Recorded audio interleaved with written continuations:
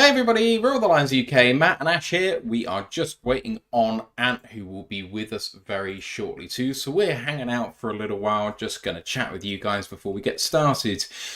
As always, if you've got any questions for us, do let us know just at the channel and it will come up in orange for me, which means I can see it more easily. Hey to everyone in the chat already, come say hi and get a shout out before we get going. Adostil's in the chat, Wizard of War, Carlton Wood, Lost Oceans, Brent DeWitt. Hope you're all doing well, my guys. Ash, how you doing, man?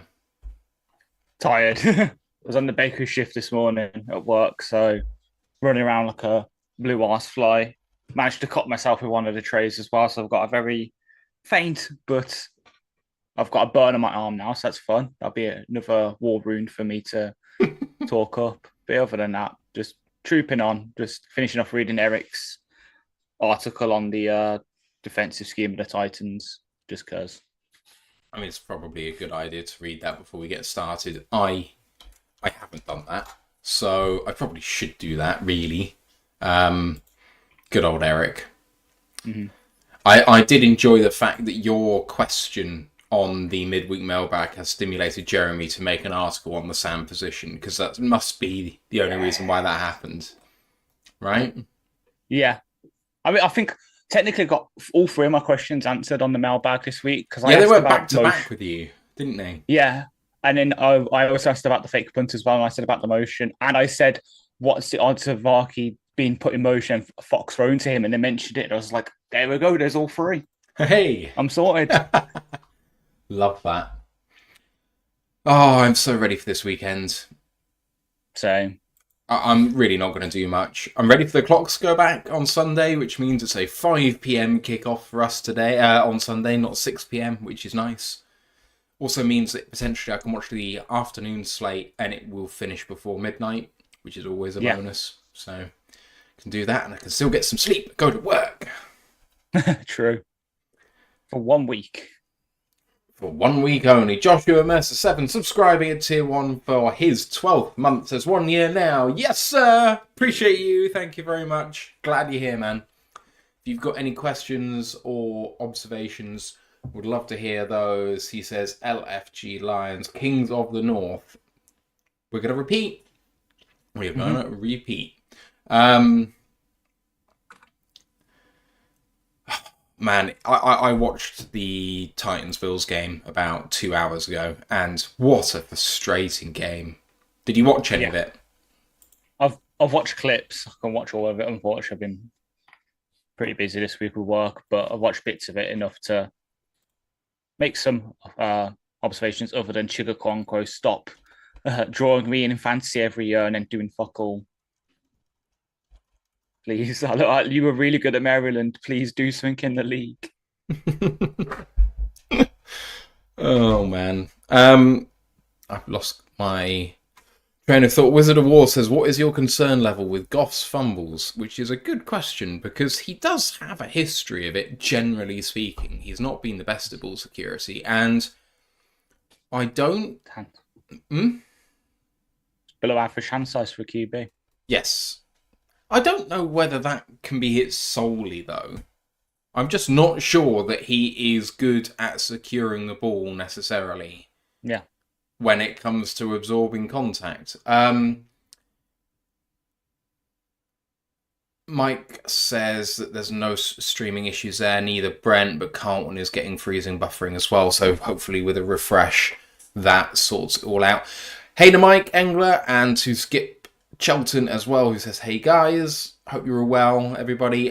We're just chatting and hanging out while we're waiting for Ant, who will be along shortly before we get started. So, any questions, comments, anything like that would be good. Mike said has refreshed 4 times since it started. It's fine until it's not. That's really frustrating. So I've got a little ticker here on my end, which tells me my stream speed and whether I've dropped any frames, because dropping frames often means that it kind of is a bit janky, and I haven't dropped any frames whatsoever. So from my end, nothing's wrong, which means it's probably from YouTube's end, which doesn't help you guys or me. But there we go. Hey, Ant. Hey, how you doing? Good, thank you. You? Yeah, not bad, thanks. Just for reference, it's doing the same to me as well. Yeah. Oh.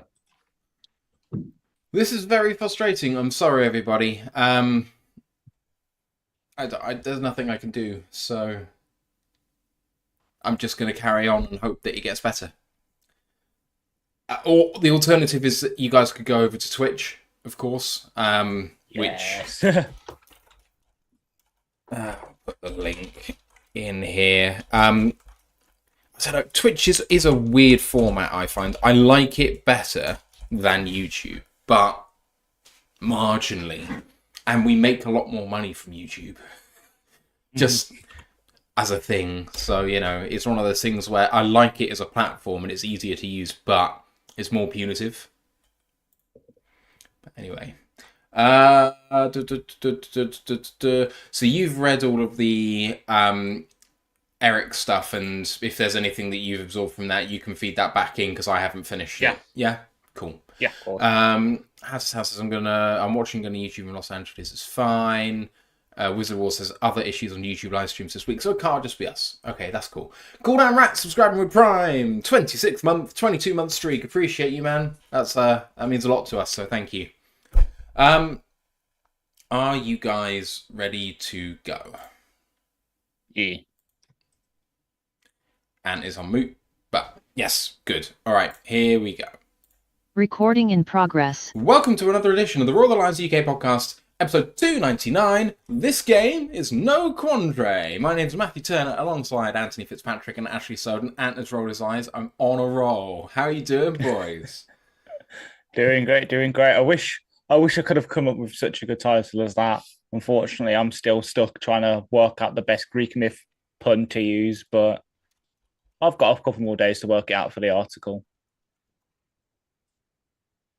No, you're not getting a response from that. I'm sorry. Like, it just...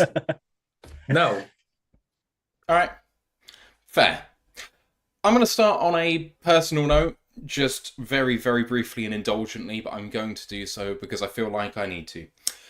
We had some really sad news this morning where Sarah's grandmother, who I've talked about before a few times that we've gone to visit her in hospital, she passed away this morning. So Sarah's family's been in a bit of bits, and I've obviously, I have a big attachment to her. She was an absolutely lovely lady. I've known her for 10 years. She lived to a good old age. Survived cancer once. The second time, she lived with it for over a decade, and it was terminal, and she continued to live with it for that period of time. She was so welcoming to the family. I've not married her granddaughter. It's not something that we believe in particularly, but she was treating me like one of their own and was absolutely fabulous to me. So I'm going to use this lovely Michigan shot glass, which I have not yet used. I'm going to christen this with a shot of Smirnoff, and I'm going to pour one out for Val. Here's to you. I wish I had better vodka to do it with, but there we go. Needs must. Oh, it's been a rough day. And it's a reminder to us all how fun it is to do stuff like this with our time, to be honest. So, sorry to be so dour, but there we go. Hope you boys have had a better day. Right, let's crack on with this one, and I'll put that behind me now. This is going to sound like a really weird thing to now talk about, but please do come and join our Discord channel. It's a really lovely place to come and chat football all weekend long. I'm going to put a link in the live chats right now. If you're on the audio pod, it will be in the podcast description. College football podcast happened yesterday, Ant. What did he talk about? A ton of upsets. Seems to happen every week, but loads of favourites and that got upset the weekend just gone, and the playoff picture's in complete and utter disarray at the minute. So it's a lot of good fun. Gives us a lot of good things to talk about. So yeah, we're doing the review preview stuff at the minute. So yeah, go check it out. There was another massive upset last night, which I wish kind of would have happened the day before, so I could have talked about it. But hey ho, this stuff's all crazy, and we're getting to the business end of the year now, so it's starting to get really fun. I won't repeat my joke. Please do go and support the guys because it's a really cracking show and it deserves a heck of a lot more love. So go and check it out. It's on YouTube and it's also on audio platforms now. Do like this one as well and sub to the podcast. You know how much it means to us as a small podcaster. it makes all the difference. So please do. Lions Nation Unite as well. Ant is very active on that. Herman Moore's project to bring the best in Lions content creators together. They're really set up this year, so do go and support the guys over there. We're Twitch affiliated, YouTube monetized. There's a tip jar down below. So if you're enjoying what you're listening to, want to show some love, that'd be fantastic. But it's enough for us that you're just here and listening to this. Right, news. First of all, on the Detroit side of things, Jameson Williams today, in the last hour or so, has confirmed himself that he has failed a drugs test. He is not going to appeal it, which means he does face a 2-game ban. This has now been confirmed by the league as well. It means he will miss Week 8 and Week 9 against Tennessee and Green Bay. There's a lot of controversy about this. A positive test was leaked by someone. I think it was first reported by ESPN, but someone has clearly put it out there. And apparently the league and the Players Association are both furious about this. JMO claims that he's extremely cautious with what he puts in his body and that he's completely flummoxed by what could have caused this positive result. Boys, I know there was a lot of rumours and whatever going around the Twitterverse for the longest time since this came out a few days ago. There was a big outpouring of, I don't want to say hate, but maybe massive disappointment in him, which really appears to be unwarranted, I would say, because no one really knows the circumstances of what happens. It's undoubtedly disappointing as a spectator he's not going to be on the field, but the real losers are just the Lions fans, I would say, and JMO himself. I mean, no one knows what's happened. There's rumours that, he's changed out his medication from something which is prescription to something over the counter that's doing the same thing, but it's not on the accepted list or something like that, but it's doing the same thing. That it could be something which is prescription, which they haven't actually put into the league properly, or lots of stuff flying about. All we know is that JMO says he doesn't know where it's come from, but he's accepted the consequences regardless. And I know you were particularly vocal on Twitter about this. What do you make of it at the moment? I don't know. I mean, it's very hard to pass judgment until you kind of know what it is. You don't know whether it's a mistake. You don't know whether it's intentional. Nobody really knows anything about it. So, you can't really, I feel, jump to a huge conclusion where you're going to stick your flag in the ground and you're going to absolutely, hammer that point home. We just don't know with JMO, and he's got history of being wronged by this league, with the whole gambling thing. Like everyone, the second that happened and he was suspended 6 games, we had the same reaction. Everyone jumped on him, said he's a terrible player, he's not a culture fit, he's all this, yada, yada, yada, yada, yada. And then it turns out that when his side of the story comes out, a lot of players back him, like rules poorly explained, even agents not knowing about this sort of stuff. And the fact was, if he'd done the same thing he did 50 yards away in another direction, he'd have been absolutely fine. It's just absolutely ridiculous. Guy's been a college football game. There's nothing wrong with that. And, in the end, even the NFL admitted their wrongdoing and reduced his suspension down, saying, it shouldn't have been that long. It was too aggressive with it. So then you get this come out and, as you say, it's leaked incorrectly, it's leaked early, and then everyone's just going absolutely furious about it because, he's just been, they're using terms are big here. Like the initial ones were using terms PEDs, not PES, and there's a massive difference between substances and drugs. And, it's very easy for people to go off on a tangent on it. And, it's until you know everything that comes out, you've just got to reserve judgment. It is disappointing that JMO's going to miss a couple of games for us because he was just getting into his stride. But again, we simply don't know what's happened with him. And I find the reaction to this, especially ones who've been negative towards him, very perplexing. Everyone's been saying, let's trade him to the Raiders and get Max as part of a deal. He's just not a culture fit. He's not like, how the hell can you look at JMO and say he's not a culture fit here? He, on the field, is the first guy who goes out there blocking for his teammates. He's the first guy who goes out there and celebrates with his teammates. He does everything that is asked of him on there. He is a team player. He's not a selfish, egotistical player who demands targets all the time. He's a team guy, which is what you need to be. And then off the field, you're always seeing him. He's around in Detroit. He's around the community with kids, been a role model out there. And, more so than you do with a lot of other players, he's not afraid to put himself out there and put himself in the eye and be held accountable for it. And he's exactly the type of player we need here. Some people have become so accustomed to having the hardworking down tools type who just don't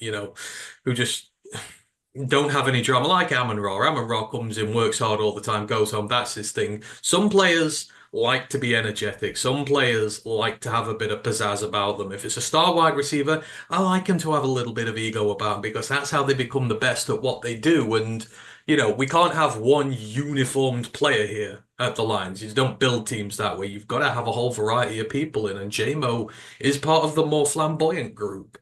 And that doesn't mean he's not a part of this culture. That doesn't mean he's not a part of this team. And with the history with the league towards him, I'm more inclined to believe him than I am the league, because the league have ballsed up with him before.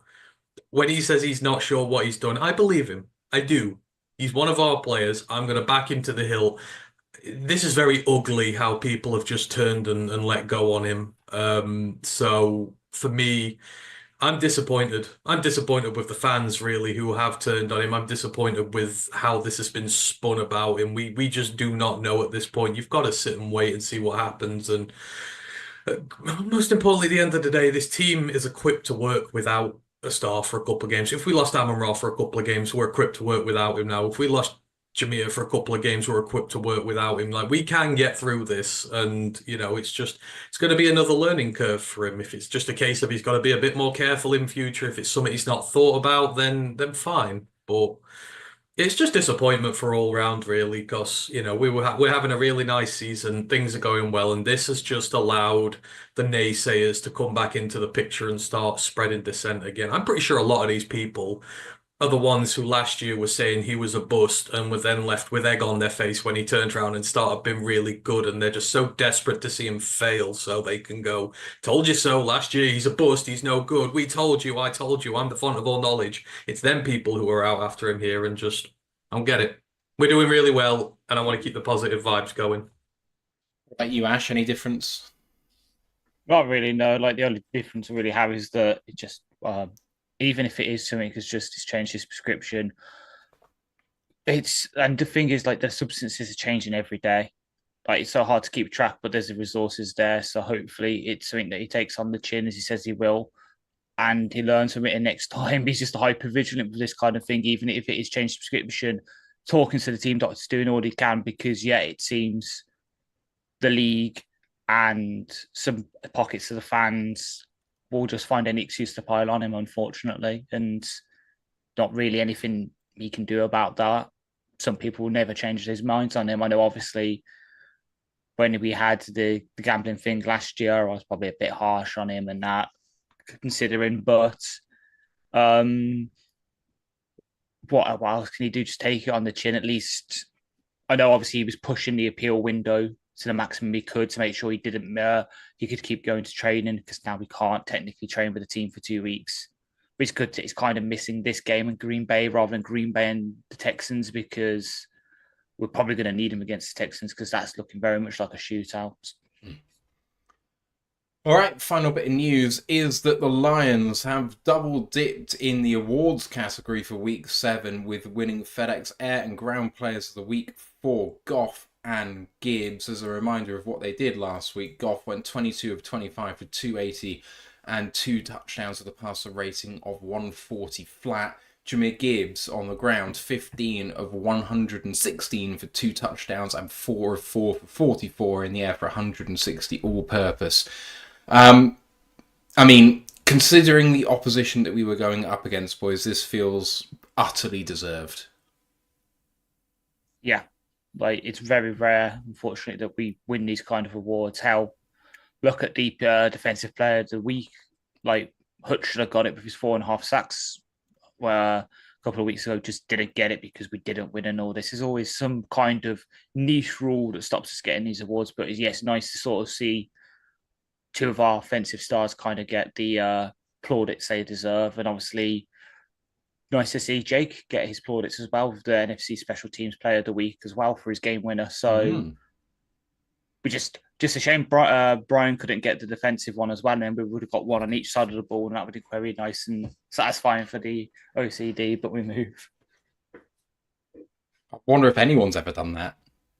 Get offensive and defensive and special teams player of the weeks in 1 week. Don't think so. Not that I know of. No, it doesn't sound right. Anyway, we move to the Tennessee side of the ball for the news, because they have been active this week and they have traded DeAndre Hopkins to the Kansas City Chiefs for a conditional 5 that can become a 4. And they've traded linebacker Ernest Jones IV, who was acquired in this offseason from the Rams for a pick swap 5th for a 6th.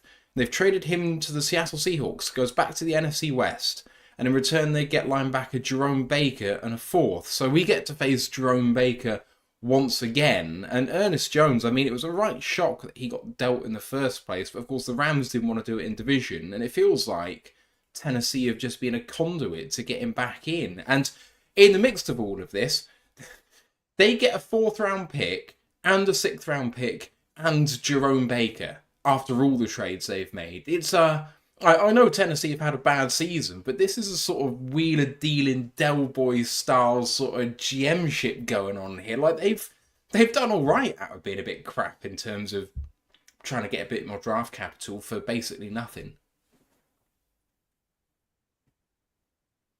I mean, yeah, you look at it and it's the right decision on their part.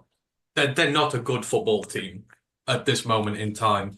And when you look at the hierarchy there, Ron Carthon's a new GM. He's only been there since last January. You know, it's very early into his tenure. It's the best time to clear house and start from scratch is at the beginning of your GM tenure. It would be bad for him if he had like two and a half seasons trying to put out a serviceable product, knowing full well he's not going to.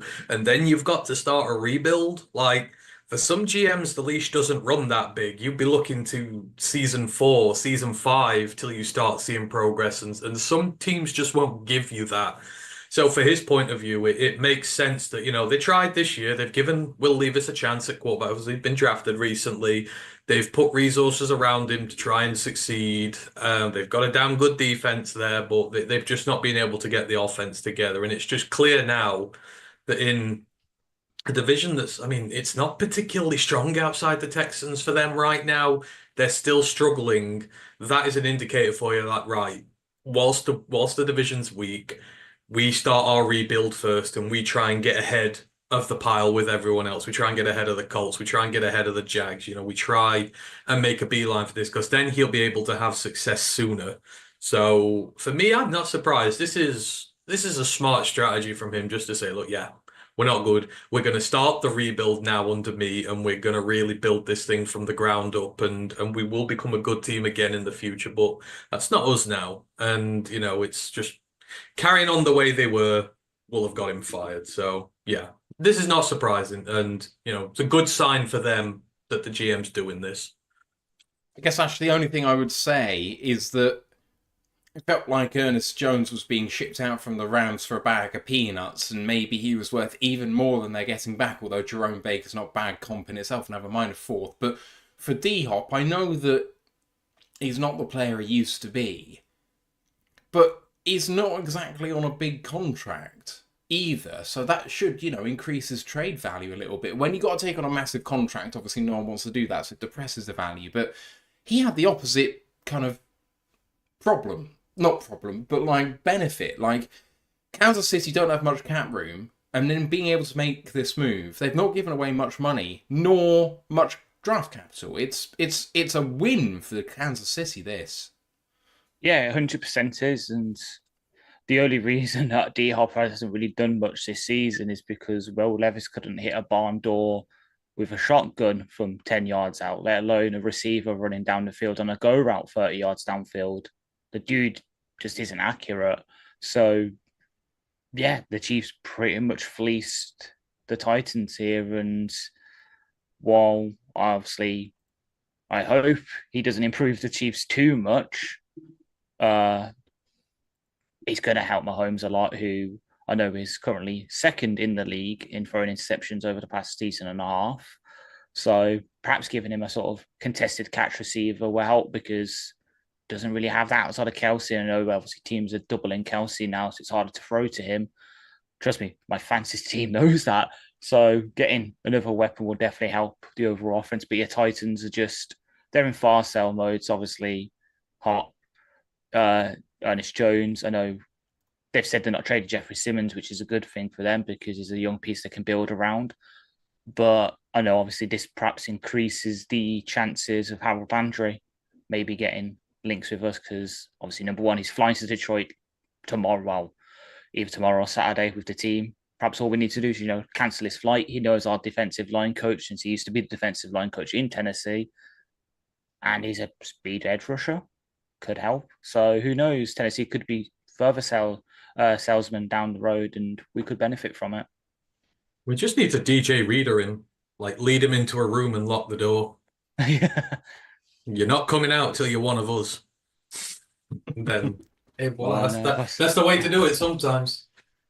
Kidnapping sometimes works. Right, let's get on with the preview. Titans are 1-5. This is their season so far. Loss at Chicago, loss versus the Jets, loss versus Green Bay, win at Miami without Tua, a bye, loss versus Indianapolis, and a loss at Buffalo most recently. In this game, the Titans are 9-2, which is plus 450. The Lions are 6-1 on, that's minus 600. Detroit are 11.5 point favourites on the spread, and it's a 45 point over under. Really goes to speak to how poor this offense has been thus far.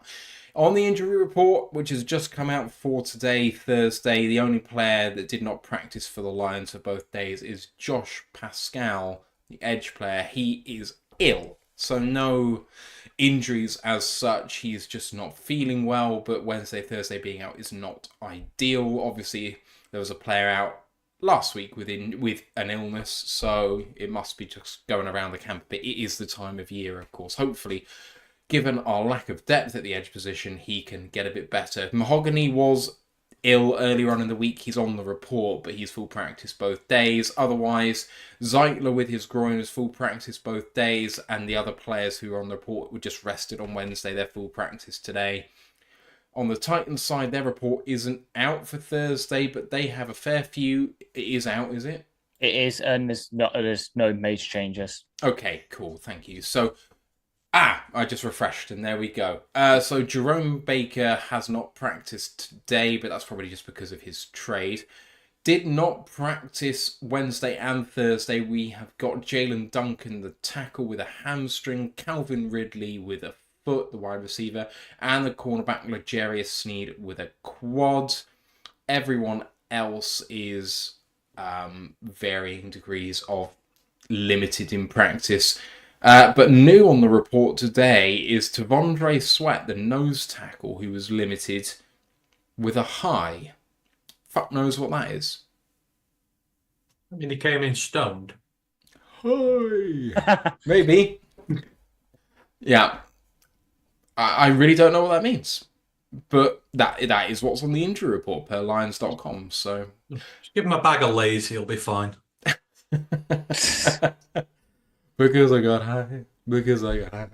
I have to pay royalties now, probably. Right, so those are the injuries at the moment. In terms of what's happened with their cap and injured reserve so far, they have $47.7 million in dead money this year. So they're already operating with about 25% of their cap. That's going on a combination of Kevin Byard, $13.3 million, DeAndre Hopkins, $13 million, Ryan Tannehill, $9.2 million, Andre Dillard, $7.8 million, Derrick Henry, $4.8 million, Caleb Farley, $4.3 million. Everyone else is $2.5 million or less, but it's a heck of a lot of dead cap to just roll with on a bunch of absolute rubbish in the main, bar Derrick Henry. I think that's fair. Tannehill wasn't good, Dillard wasn't good, Hopkins wasn't good there, and Byard was past his expiry date by the time he left. So, yeah, I'm going to go with it. You mean number 3 rated safety in the league, Kevin Byard? he was past the sell by date at that point and might have got better again, but he's on a better team. So You gave the Bears some praise? yeah. Well, I'm sorry, you're Yuck. talking about the 4-2 Bears who are in the playoffs right now. You mean the 4-2 Bears who played this Titans team week 1 and Will Levis did Will Levis things and got me a meme on my phone? They're playing Mexican high school teams. Can we really stop saying that they've done anything this year? They've literally played the Titans, the Panthers, and the Jags. Like, put together, the best players of all those three teams put together might be as good as the Miami Dolphins, which is not saying much. Sorry. He's taking a shot at Grandizer, but I don't think he's in. So He's not in yet. He will be. They are not good.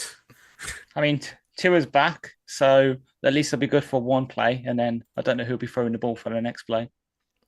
Just seen some chat in the YouTube should chat be- About Josh Reynolds. Yeah, Josh Reynolds apparently has been shot. Yes, including in the back of their head, leaving the strip club. Yeah, hang on. I'll put the Broncos wire in because we can't access the... Prayers up for Josh. He was a stand-up guy. Yeah. Oh, man. Okay. Was? Is he dead? No, not yet. Oh. Touch wood, he doesn't. Yeah, I mean, We're British, Matt. You know, it matters. Words matter. no, they don't. He is a stand-up guy. Not was. Oh, I think that it's Schrodinger's. Hang on. How is it? Oh, I've just seen. How is it only coming out now when it happened on the 18th? Oh, all right. Okay, so he's still alive then. Yeah. We would have heard about it by now. Okay. Old news. Anyway, injured reserve for the Titans.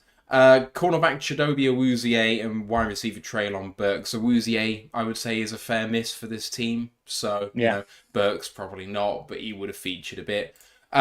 So this team is fairly banged up, I think it's fair to say. Looking at their depth chart, as we always do, I'm going to run that down now, and I'm going to bring up my nice little graphics that I have been working on for this. So starting with the offense, we have quarterback going to be Mason Rudolph probably for this game. Doesn't look like Will Levis is going to make it. Running back to Tony Pollard. Ty Spears is slightly injured. He will probably be okay, but Julius Chestnut behind him. Wide receivers are now Calvin Ridley, Nick Westbrook, Akine, and Tyler Boyd. Backup is Jaquan Jackson. Tight ends, Chig Okonkwo, Josh Wiley, Nick Bannett, and Thomas Odukoya. Oh, and David Martin Robinson. They have 5 tight ends? My word.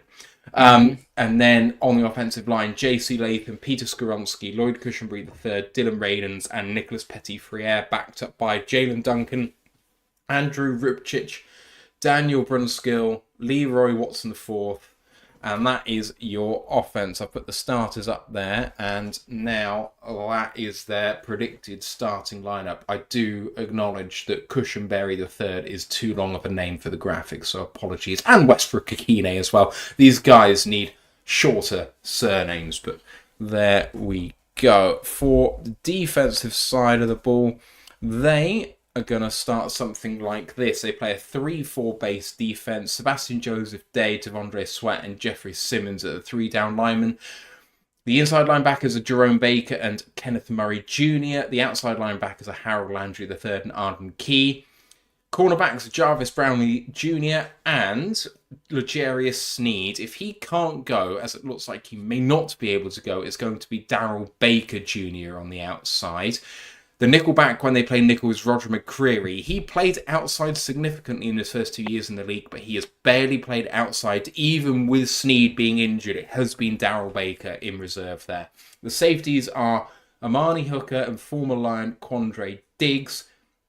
I didn't list any of the backups, so I'll do that now. Backups on the D-line, Abdullah Anderson, Condre Coburn, and James Lynch. Inside linebackers, Jack Gibbons, Otis Reese IV, Luke Gifford, and James Williams. Outside linebackers, Caleb Murphy, Jalen Harrell, and Ali Gay.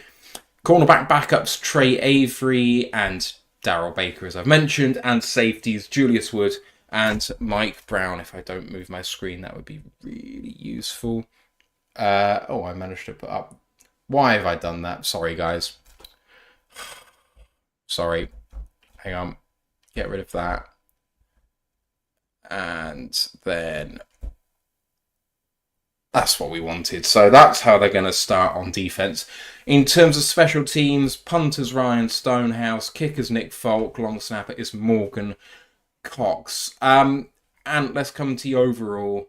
This team, it has names. They are familiar names. It's not like this is a team, I don't think, of complete no-hopers, but it has played well below itself this season. And, I mean, they did bring in a lot of veteran names in the offseason with the idea of maybe making a go of this, and it just hasn't worked. I mean, the first thing that stands out to me, 'cause I'm not gonna lie, I'm not too familiar with them, is Jesus, they must have the youngest offensive line in the game. I mean, JC Latham was drafted this year. Skoronsky must have been, what, 22 or I 23? think it's 23. Kush was COVID year. Radens was last year. Not that it was in 2023. And then Petit Frere must have been 23 as well. No, I think You it's have 22. But yeah, 22 or 23. they're You have all not on got a rookie single. contracts. Yeah. You have not got a single guy who's technically out of his rookie period on that offensive line. Then that's young. That's a lot of investment on there as well. But that might go some way to explaining why the offense is having issues. You know, not being able to run the ball as well, maybe struggling in pass pro a bit. Like, it's young. There's no veterans in there at all. Obviously, right tackle Luan's gone, hasn't he? So, like, that's just going to have been one of the biggest losses for them. There's no veteran leadership there. So that's interesting that they are so incredibly young and they've not really got a lot of experience depth behind it there. Again, there's draft picks in there. I'm pretty sure Rupchich was last year. I'm pretty sure Brunskill's in the last couple of years. Again, you just look all over the line and it's rooks. So you've got you've got a rookie offensive line with theoretically a sophomore NFL quarterback. And then, you've got your wide receiver core, you've got more names in there. You've invested in that, but obviously you've had injuries in there, and you've got rookies in there as well. That's a very young offense. And that might go some way to explaining why they're having issues on defense.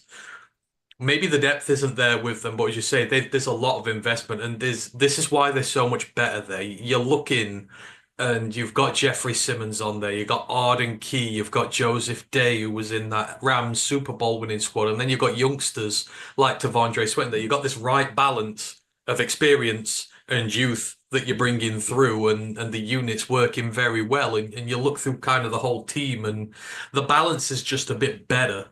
Even back into the secondary, you've got the younger guys like Roger McCreary in there who are learning off, experienced vets. Like they seem to have a very balanced defense and a completely unbalanced offense, and that's again probably where the issues are coming from. They're young, they don't have that leader, they're taking a lot of lumps, and it's showing. I mean, Ash, we'll get into it in a bit more detail on both sides of the ball, but there was promise here. There's a team in here somewhere. I still believe it, but they have played so far below what they're capable of. They really have. Like, offensively, obviously, say with a relatively young offensive line. So their left-hand side is draft first-round picks in the past couple of years. Cushenberry, I think, was a Denver pick in 2020. Yes, he was. And then Redund's second-round pick in 2021. Petit Frere, third-round pick in 2022. The oldest guy there, I believe, is Daniel Brunskill, who was a 2017 pick by the Falcons. So, yes, relatively young group that's still gelling. New offensive system, new offensive line coach, who, to make it even worse for them, is come and go for the Bengals, which hasn't really been famed for its offensive line recently. So, bit of a nepotism hire, as we'll get onto in a bit when we talk about the offense as a whole. Not really helped by the fact you've got Will Levis, who, again, I'm going to bring it up. A certain person on the panel said would be better at tight end than QB in the league, and so far has been proven right. So basically, the Titans have got 6 tight ends. And then Mason Rudolph, who It's a statue in the pocket until, edge rushers say stuff to him and then he gets a bit helmet smashing. So, not good. The one group that's actually kind of been okay-ish for them is the running backs. Obviously, Pollard coming over from Dallas, absolutely destroying their offense, it seems. J. Spears, good, decent pick. And then Julius Chestnut, kind of like our version of Craig Reynolds. Not really high ranked, but for some reason, whenever you plug him into the game, you can actually do kind of decent. And on defense, yeah, it's just they've had some good bits. So they're one of the best teams in forcing 3 and outs. They can do some things against the run. Kind of helps. They've got Devondre Sweat there just plugging up both A gaps at the same time. And they've got big names. Jeffrey Simmons, obviously, is a big name. Joseph Sebastian Day, who I know they've got over from 49ers, but used to play for the Chargers. And I think he was on the Rams for a second as well. Decent defensive lineman. Harold Landry, second round pick from 2018, had a good couple of seasons.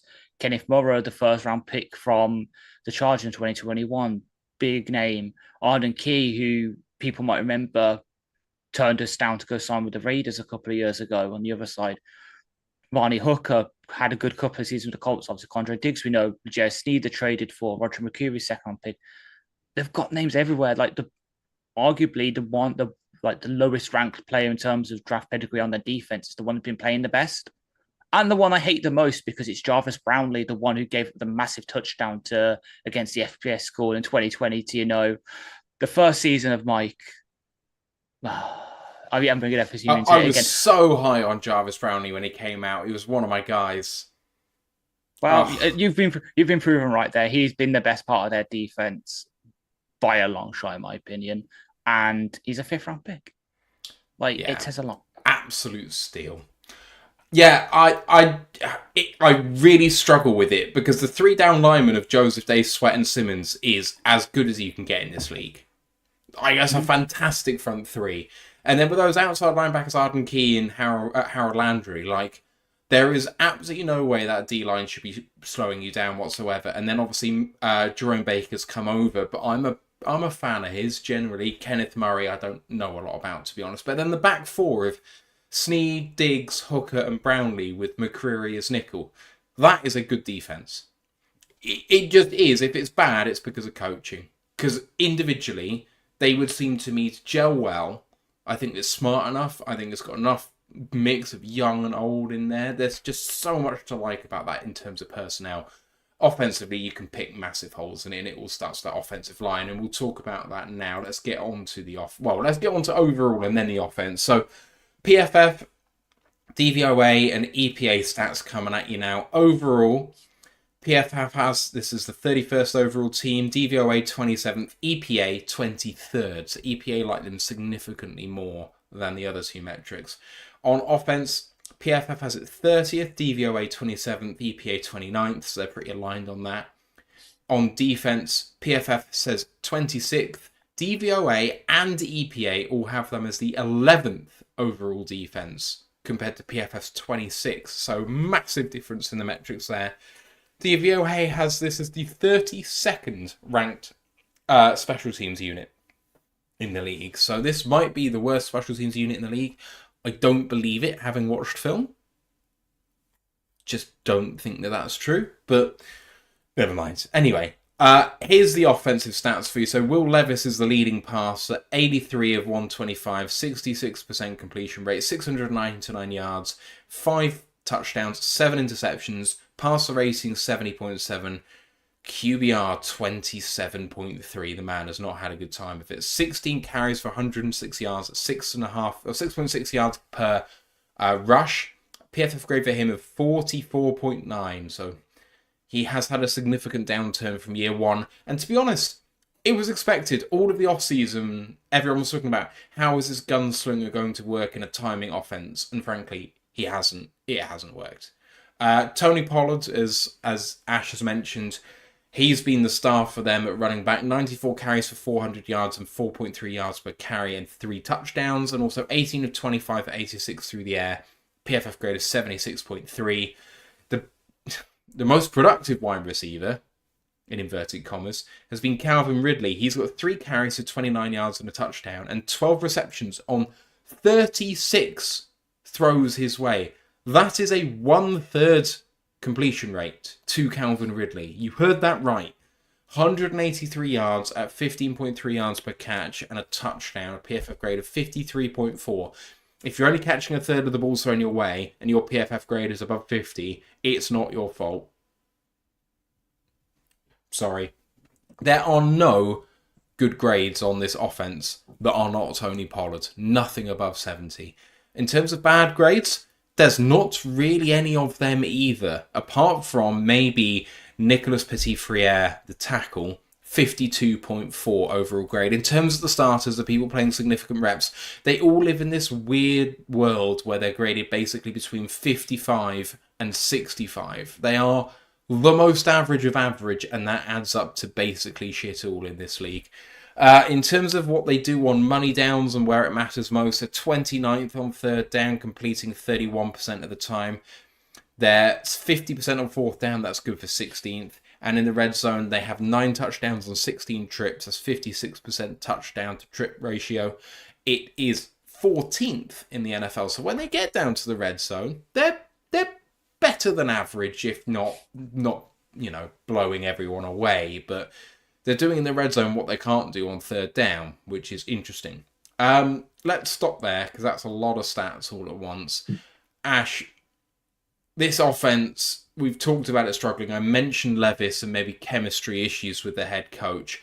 The head coach has an offensive line background, and to be frank, to Ant's point about how young this offensive line is, never mind the fact that Levis doesn't work in his offense, he doesn't have any time to throw the ball because his offensive line, frankly, is shit.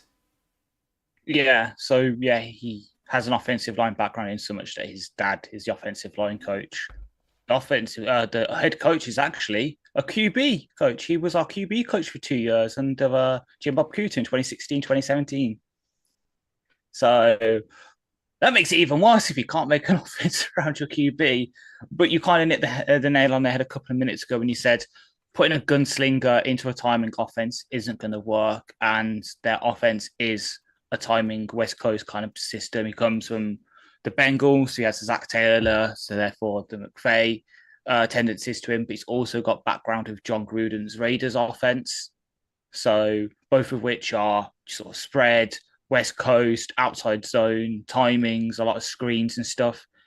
The kind of stuff that, you don't ask a gunslinger to do much, which is perhaps why when Mason Rudolph has come in, they actually look better on offense somehow.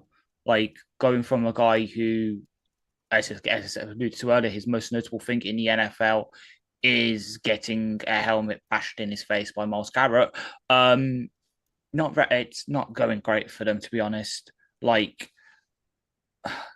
they have all the pieces, as I said. Like, they obviously traded one away when I had Andre Hopkins, but Tyler Boyd, who obviously Callahan knows from Cincinnati, great slot receiver, if a bit old. Nick Westbrook-Akini, think Khalif Raymond, but slightly bigger and slower. And then Calvin Ridley, who was the original JMO in a way with the gambling stuff, except for he, was actually really guilty of it, betting on his own team and everything, when he was injured. But then went to Jacksonville, looked good, and he's come here and just flamed out.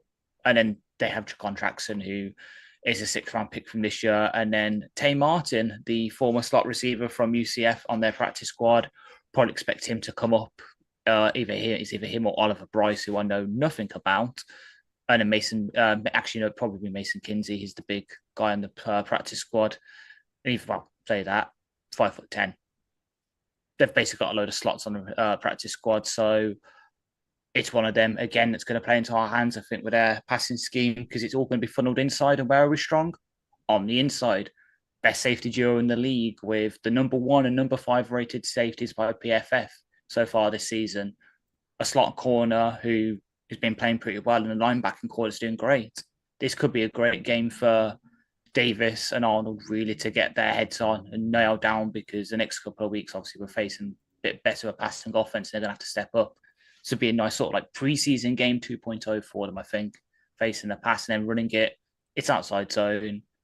While we don't have Hutch, hopefully we'll have another week to develop what we're going to do against the run, and we can get Arnold to actually do run fits properly, so he's not giving up the outside to Aaron Jones for a massive touchdown. But overall, I think this is a good matchup for us in terms of what we're good at, they're bad at, and what we're bad at, they're also bad at. Did you know the Lions are one of only 2 teams to have 2 inside linebackers in PFF's top 14 linebackers? Ooh. I Any guess? think it's been like 5 in the top 40 as well. But so we've got Jack Campbell at 10 and Alex Anzalone at 14. You know the other team that's got 2 in the top 14? This is with a 50% qualifier on snaps. 49ers? No. Fred Warner and someone else? No, Fred Warner's number 1, but there's none of the others in the top 15. Bears? AFC East.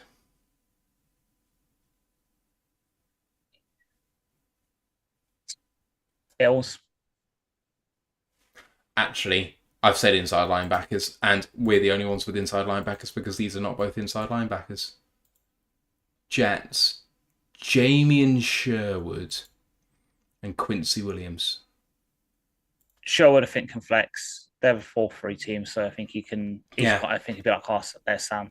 Anyway, so you said we're strong inside linebackers and safeties. So, yeah, I do think there's a competitive advantage. And, I mean, to come to your point about the offensive line being young, I mean, all of the games I've seen of the Titans this season, the quarterback's been running for his life. And, I mean, what can go wrong will go wrong. I mean, they have been besieged by drops even when the quarterback's been doing good things.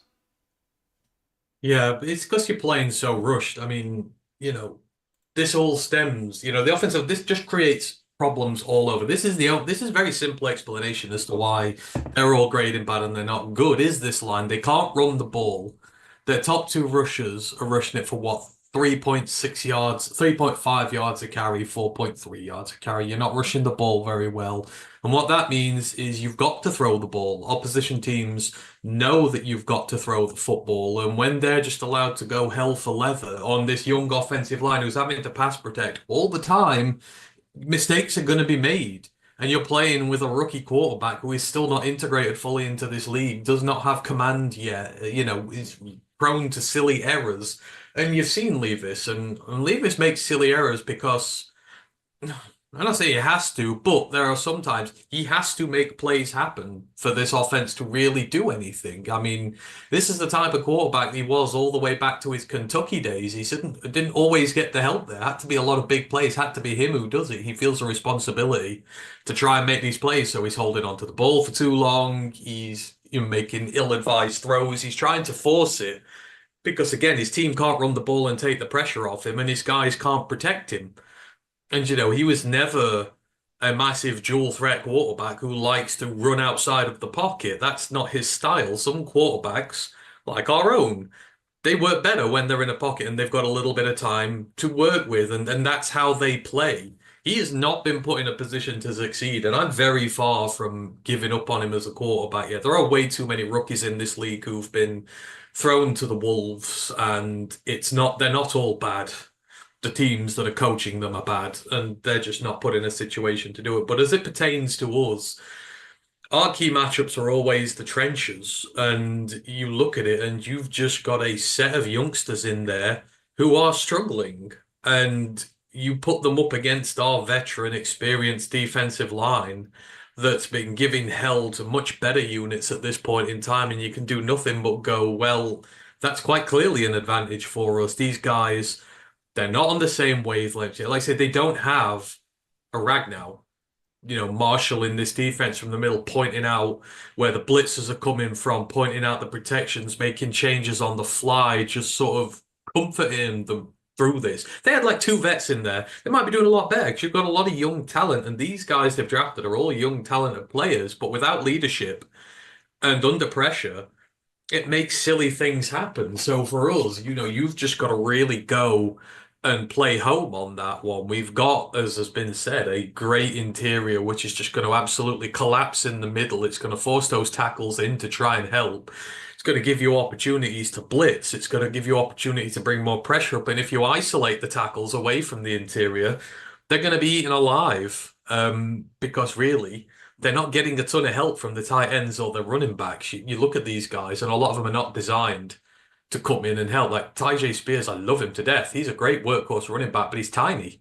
Not one who you want to be sending in there really to try and help out. And Pollard's always been poor, really, when it comes to that aspect of it. So, you've got no supporting cast for your line either, really, in this help. So this is where it all is. There are a lot of talented players on the offense, but when the line's not there, everything falls apart and your game plan falls apart, and it just shows by, how few points they're scoring this year in a lot of games.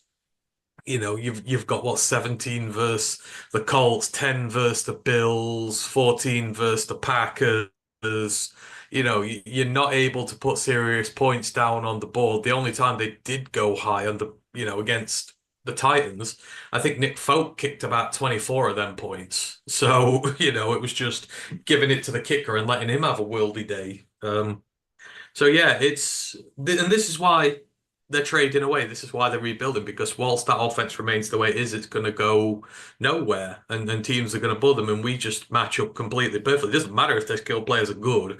We're going to just collapse them in the trenches and stop them from playing. So, you've got to look at this as a big advantage for us.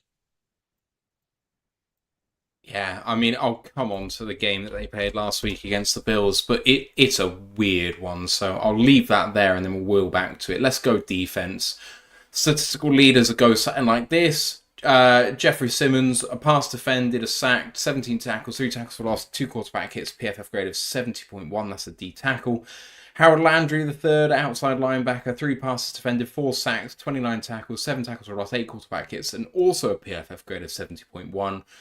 Leading pass defender is cornerback Jarvis Brownlee Jr., 4 passes defended, 19 tackles, 2 tackles for loss, PFF grade of 67.7. And the leading safety interceptor, Imani Hooker, an interception, 4 passes defended, 2 forced fumbles, 28 tackles, 4 tackles for a loss, 1 quarterback hit, and a PFF grade of 59.3. Other good grades in there. Outside linebacker Arden Key, 71.6. Defensive tackle Tavondre Sweat, 70.3. And safety Quandre Diggs, 68.7. But some worse grades in there. Linebacker Kenneth Murray Jr., 55.3. But wait for this one.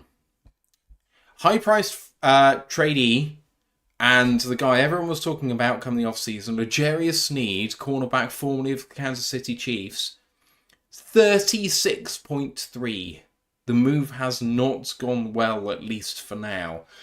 But let's talk about money downs. This team on third down is the 5th best team in the league, allowing conversions only 31.6% of the time. On fourth down, they've not faced many because they're fairly good on third down and don't allow many good to go on fourth down situations. They've allowed 67% of them, but it's only 4 or 6. 23rd they are, but that's sample size more than anything. In the red zone, they've only allowed 16 trips and only allowed 8 touchdowns on them. That makes them 10th in the NFL. So when it comes to tightening up when it matters most, this defense can do that. And they showed that against the Bills. The Bills went 3 and out on their first 3 possessions in last week's game in the 34-10 loss. Ash, to come to you first this time, this defense has names. It performs well. And frankly, it can't carry the team on its back, and that's why it ends up losing games. And Sneed hasn't worked out, and that's a really big deal. Yeah. So, yeah, luckily for us, the defensive coordinator runs a Seattle style scheme, so Denard Wilson. We've played that a couple of weeks ago, so we've already got a head start in preparation. We've literally faced someone who's probably going to be one of their starting linebackers, or at least play for them, Jerome Baker, a couple of weeks ago. We know how to face this kind of scheme. It's try and stop the run up front, which they actually do kind of well because they've got 2 really good defensive tackles down there for doing that, and then a good flex DE who can also do it. But if you get past that first line of defense, it's a bit easier to run on them. So expect a lot sort of like duos and that against Sweat if he plays. If not, just double team the hell out of Simmons and we should be okay. Defense, and then on the passing side of the ball, it's cover 3 quarters, cover 1, the same standard kind of stuff that you expect from that coaching tree, which again we face a lot because that's quarters seems to be the new cover 2 now. So facing that quite a lot. We know how to face that. We'll be able to pick on whoever the other both outside corners in high probability. Like I know Brownley's playing pretty well, but then you're facing a backup on the other side. So even though we'll be missing JMO, Tim Patrick will probably have a good day. Leaf will probably have a good day. Williams, if he's active, I know he'll probably be in the slot, but we can move Amma right outside. Williams is confirmed out, isn't he? Isaac, no. Oh, Isaac. Oh, Isaiah. Sorry, my mistake. How can you forget our preseason hero? Yes, and the guy who has and won Scout Team Player of the Week multiple times this season. Yes, indeed. Exactly. So he'll probably have a good day in the slot because if he's in the slot, Amara's probably in the Z position, drawing coverage away from that, so you can hit him quite easily because their linebackers are crap in coverage. Like Kenneth Moore, I know you said you don't know much about him. High-ranked first rounder, at least he was first rounder, like traditional sort of middle linebacker, run stuffer, can do a bit blitzing, cannot cover to save his life. Jerome Baker, pretty much the same as we saw a couple of weeks ago against Seattle. Jack Gibbons can't cover. Otis Reese can't cover. Sensing the theme here, they like to stop the run with their middle linebackers and defensive line and then try and cover with nickel. So they run nickel quite a lot. It is, let me just get it up. I had it a second ago. Damn it. They run nickel. There we go. 79.5% of the time. So, and base defense only 20% of the time. They like to live in nickel, use their 2 safeties, 3 corners. Monty and then have gonna the rest. eat. Exactly. Monty and Gibbs are going to eat. Amon-Ra's going to eat. Isaiah Williams is probably going to eat. And Tim Patrick, if you can get him matched up on the backup guy, he's going to eat. We're going to eat again. It's a good matchup for us. They will probably get us a couple of times, especially if we try and get a bit too fancy. As we said, one of the best teams forcing 3 and outs. If we can get past that first sort of set of downs, we should be able to just keep on chugging along, draw out the clock, put them in favorable situations on offense themselves, and then we can take advantage. This is the kind of game that we are built for. Admittedly, we are built for pretty much every kind of game now, but this kind of game where we're coming up a team that can't really do what we're good at, just chug along, draw out the clock, win the game.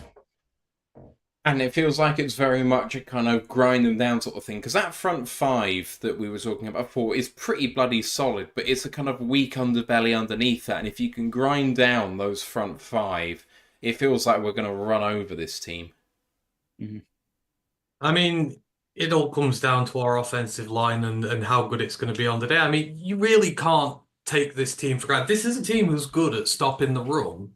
You know, Bears top rusher 30 yards against them. Dolphins top rusher was their quarterback. You know, against the Jets, it was 60 yards. They have stifled the run game of a lot of teams. You know, these corners are heavy-handed guys who like to come up and hit. Their linebackers are good against the run. The defensive line are no mugs. So you've still got to play at your best to break them down. A lot of them have been trying to go after the air through these guys, but there's some really good players on here. And you know, my pet peeve of you just taking your analysis off PFF and that, but, you know, it's like, Snead's not that bad. He's given up 9 receptions on 21 targets this year. That's nearly 40%. That's damn good for a cornerback. Like, he's graded 42 as a pass rusher. He's rushed once and got a pressure. Like, these numbers mean shit. Unless you're watching this team properly. They have some good vets in there. And yeah, maybe not playing their best ball in the world, but this is a defense that's been good all year. And it's usually getting let down because it's on the field for a long time, because its offense can't run the ball. It's losing its time of possession.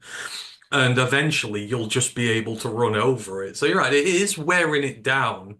You've got to wear them. You've got to keep them out there. You've got to have long, successful, sustained drives yourself. But they can stop the run if they want to, and then that'll be the way they're going to beat us in this. If they are, is they're gonna have a performance like that and get us throwing it.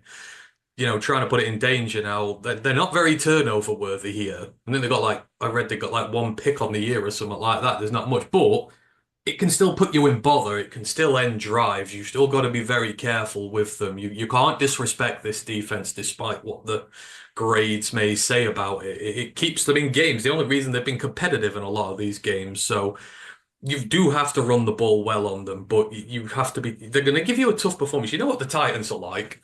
I know they're not under Vrabel anymore, but they've always been well coached. They're always tough. They're always a nut that requires a lot to crack. And this is a team we have not beaten in its iteration known as the Tennessee Titans. Christ, they lived in a different state and played in a different city the last time we beat them.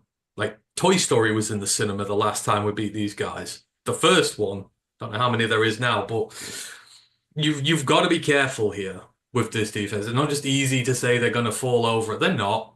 They're gonna fight really hard, and yeah, you do have to run well. They do have the tools to stop us if they are able to execute right. So yeah, got to be careful. There's a reason why I say grind them down rather than run over them to begin with. Yeah. Just to be clear, I'm saying that it is going to be that sort of thing where you're going to shut this defense down by making sure their offense is off the field as soon as possible, so that when you get into minute 40 of this game, that defense has been on the field for 25 at least of those 40 minutes, and they're starting to feel the pressure and they start to buckle, because it is going to be a grind.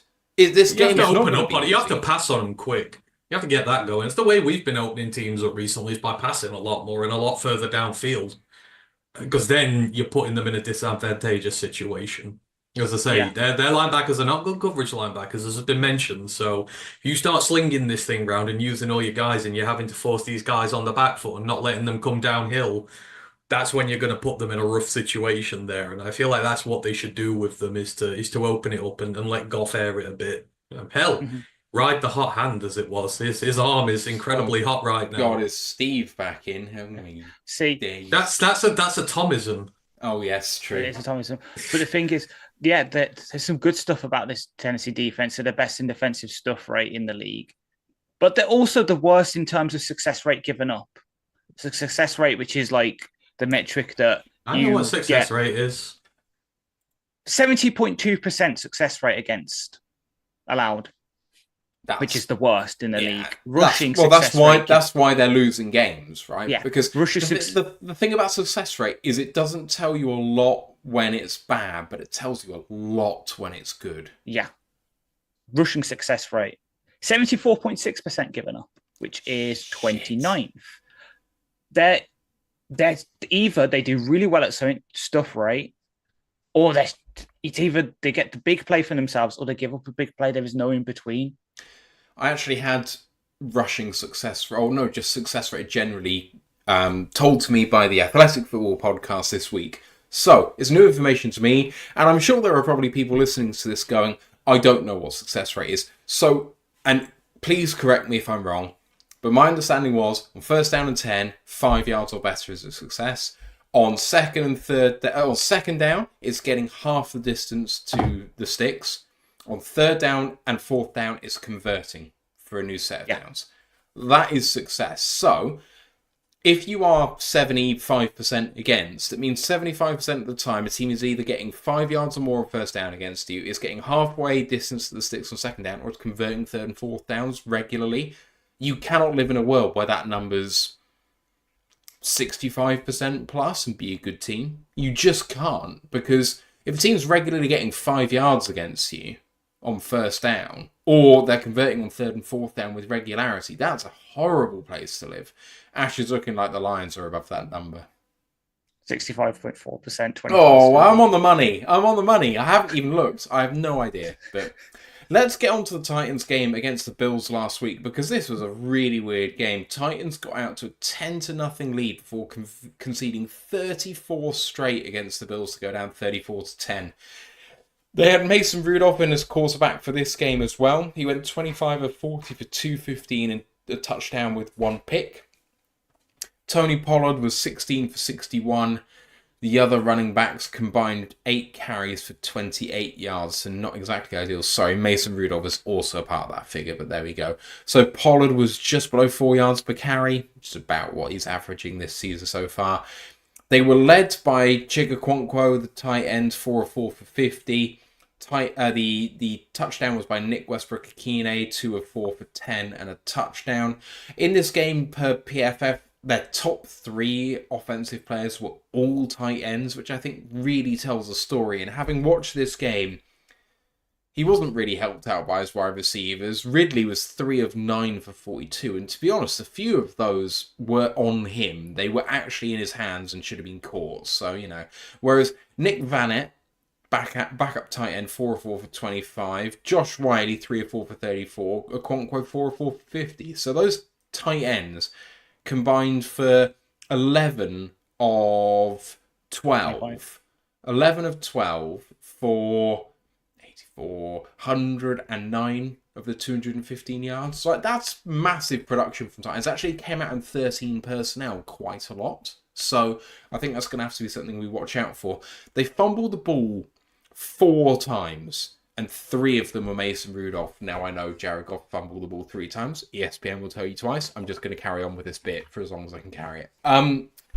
But it does go to tell you that offensive line just had a bad day because Rudolph was under pressure all the time. On defense, 1 sack by Arden Key, 6 TFLs, so not too bad. But otherwise, special teams will come on to it. I think it was an issue for them, actually. Falk is one of the better kickers in the league. I won't say anything bad against him, but Stonehouse, I think, at punter is an issue, and I'll talk about that in a second. But Buffalo started slow. And then when Allen got in a rhythm, there was very little that they could do. Leading rusher in the game was Ray Davis for the Buffalo with 5 carries for 41 yards and a touchdown. James Cook was bottled up legitimately early. 12 carries for 32 yards and a touchdown. Like less than 3 yards a carry. Goes to talk about how Titans got 10-0 up. But then they just kind of melted a bit. And Keon Coleman had a breakout day. 4 of 7 for 125. Amari Cooper, 4 of 5 for 66 and a touchdown. Khalil Shakir, 7 of 7 for 65. They had issues for the entire second half. Running backs with Ray Davis. Wide receivers with Keon Coleman. It was a bloodbath, to be frank. I don't know if you guys saw the game in particular, but I have big issues with the way this team got out in front 10-0 on the back of their defense getting those 3 and outs to start the game. Like, how easy do you want it? And Rudolph looked like a passable quarterback in that period of time, completing passes not just behind the sticks but at the sticks or slightly beyond the sticks. He looked like he was reasonable. He was escaping the pocket pretty well to get a few yards here and there. That's how he rushed 5 times in the bloody game.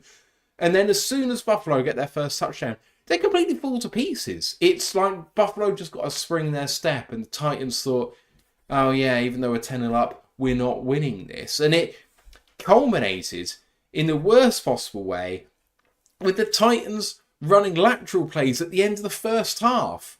Like, who does that? Like, seriously, what are you doing? Like, the ball ended on the floor and they could have given up a touchdown. And they were 3 points ahead at half time, and they were doing the lateral plays like they were down at the end of a game needing a touchdown to win. Like, this is a team which is desperate, and everything the head coach is doing is permeating into the team, saying, I just don't believe in you. When other teams would have just knelt it out and go, well, 3 points up, we'll take it. And they were like, I think we need another touchdown, otherwise I don't feel safe. And it bled through. I mean, Titans really gave the Bills a scare, and then the Bills suddenly end up 24 points winners. I mean, it's Jeremy Reisman's favorite word in the world, momentum. And momentum is real in football. I mean, you can see at the start of this game, this is why this Tennessee team could be dangerous. Like I said, 3 straight 3 and outs for that defense. It's a good defense. It bottled up the run. It held up against Allen because it was able to put them in favorable situations, get them off nice and quick. And yes, with the offense getting 10 up, that's fine. But the trouble is, like, when they come back into it, let's say all they get is the 1. That's all they need. Like, if you're a defense, 4 drives and you've given up 1 to Josh Allen, that's still not too bad. But then you see your offense go out there and then just completely fall to pieces. And then you're back out there again, and then you're having to go again. It's momentum, and scoreboard pressure is a real thing in the NFL. Like, this is the problem they've had this year. They're not in front very often. Like the only time they've really been in front in a game and garnered a lead was against Miami. Again, they're all just kicking field goals, but they're still getting points. So Miami panic, make mistakes, defense can get turnovers and can work from an advantageous position.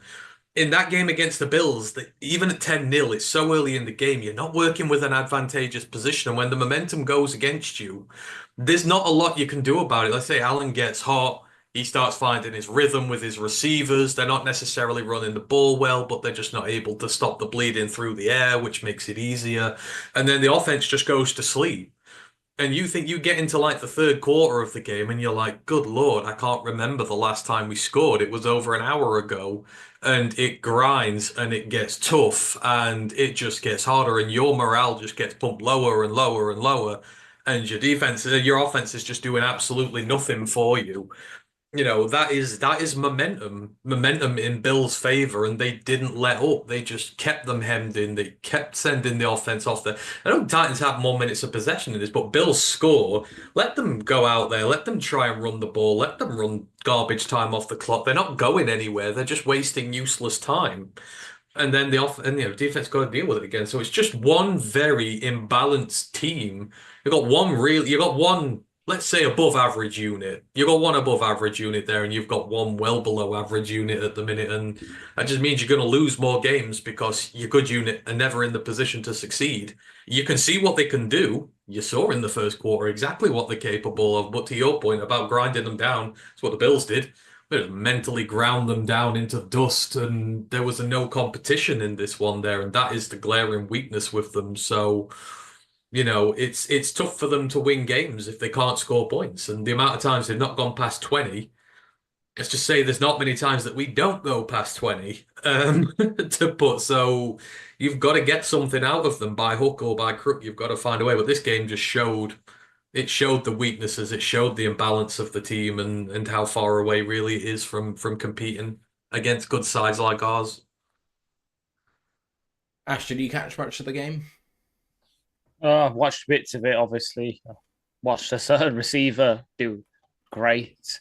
Very nice to see him get separation after being slated for his 40-yard time and him showing the new acquisition how to run the route on an audible to get a touchdown. Very good. But yeah, offense just started to fall away. Defense couldn't keep up. I did look it up. Mason Rudolph has half an inch bigger hands than Jared Goff, so yet he fumbled more. Kind of funny. But again, it's stuff that we can tackle. And then doing the laterals in the first half, desperation. That Callahan knew that if he carried on giving Buffalo momentum, he tried to sneak one out, kind of like we did with the fake punt, except for, we can actually execute those 90% of the time. Just desperation, as you say. And then it creeps into the second half because they always felt like they're behind the six. So they're trying to force it, which causes more turnovers, more mistakes. That's the kind of game state that we can easily get them into if we play our cards right. And yeah, with special teams like Stonehouse, so highly rated when he's coming out of Colorado State, just hasn't been it for the Titans. Luckily, I know the Tampa Bay released their punter recently, so maybe they can take a look at him after the game. But right now, let's just keep Stonehouse, leave some nice yardage in the return game, and then we can capitalize because we've shown even last week the Vikings have a damn good punter. We managed to get some decent yardage against them, so why not against one of the worst special teams units in the league? Yeah, so just overall from me, I mean, one of the things that Rudolph struggled with was the snap. He botched one of them. It caused a turnover. The very next series, he got strip sacks, didn't see the pressure on the blind side. Titans got back on it, but they lost 20 yards on that play. Nicolas Petit-Frere was awful. I mean, he was putting his quarterback in trouble all the time. And Rudolph, the thing he was doing well was throwing into tight windows, getting it out quickly, knowing that his offensive line was going to be struggling early. And eventually that pressure just told on him. And as the game went on, his throwing got more and more desperate. He started going a bit deeper, which is really not his thing. He was throwing it into problems over the middle, especially deep. He was overthrowing balls 4 or 5 yards. So look out for our safeties, because I think if they get in the same mood again, it could be another couple of picks for us. On defense, like I said, 3-3 announced to start, really good.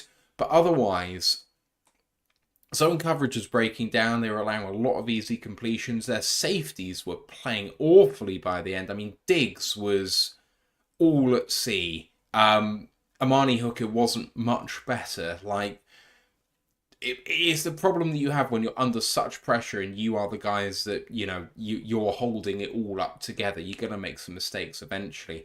Eventually, the run D just struggled too. Like I said, Ray Davis had a big day on only a few carries. They struggled specifically against runs that the Lions love running. So kind of those zone plays, zone blocking that we kind of like to do, or when we kind of pull a lineman. I think that we're going to eat eventually, because I just don't think they line up well against exactly what we like to run. Their defense is quite aggressive early on because they know what their weaknesses are and they want to try and play from in front. And so I actually saw the Bills try and use a screen game very effectively. I know that we have something against screens considering how successful it's been for us so far this year. Wouldn't mind us breaking it out a couple of times this year, because their front five like to get upfield. And so if you can get out that running back with a few men out in front, especially Sewell, I think that could be really important. And just to get onto the special teams point, their kicker's excellent. Nick Folk, not going to hear a bad word about him. I think in the game he hit his 60th straight field goal from 40 or less. Like, if you go for a field goal, he's going to be money from that sort of distance. They kick off quite short. We're going to have kickoff returns in this game because they're going to force us to return it. And when it comes to punts, the reason why Stonehouse is bad is not that he hits short kicks.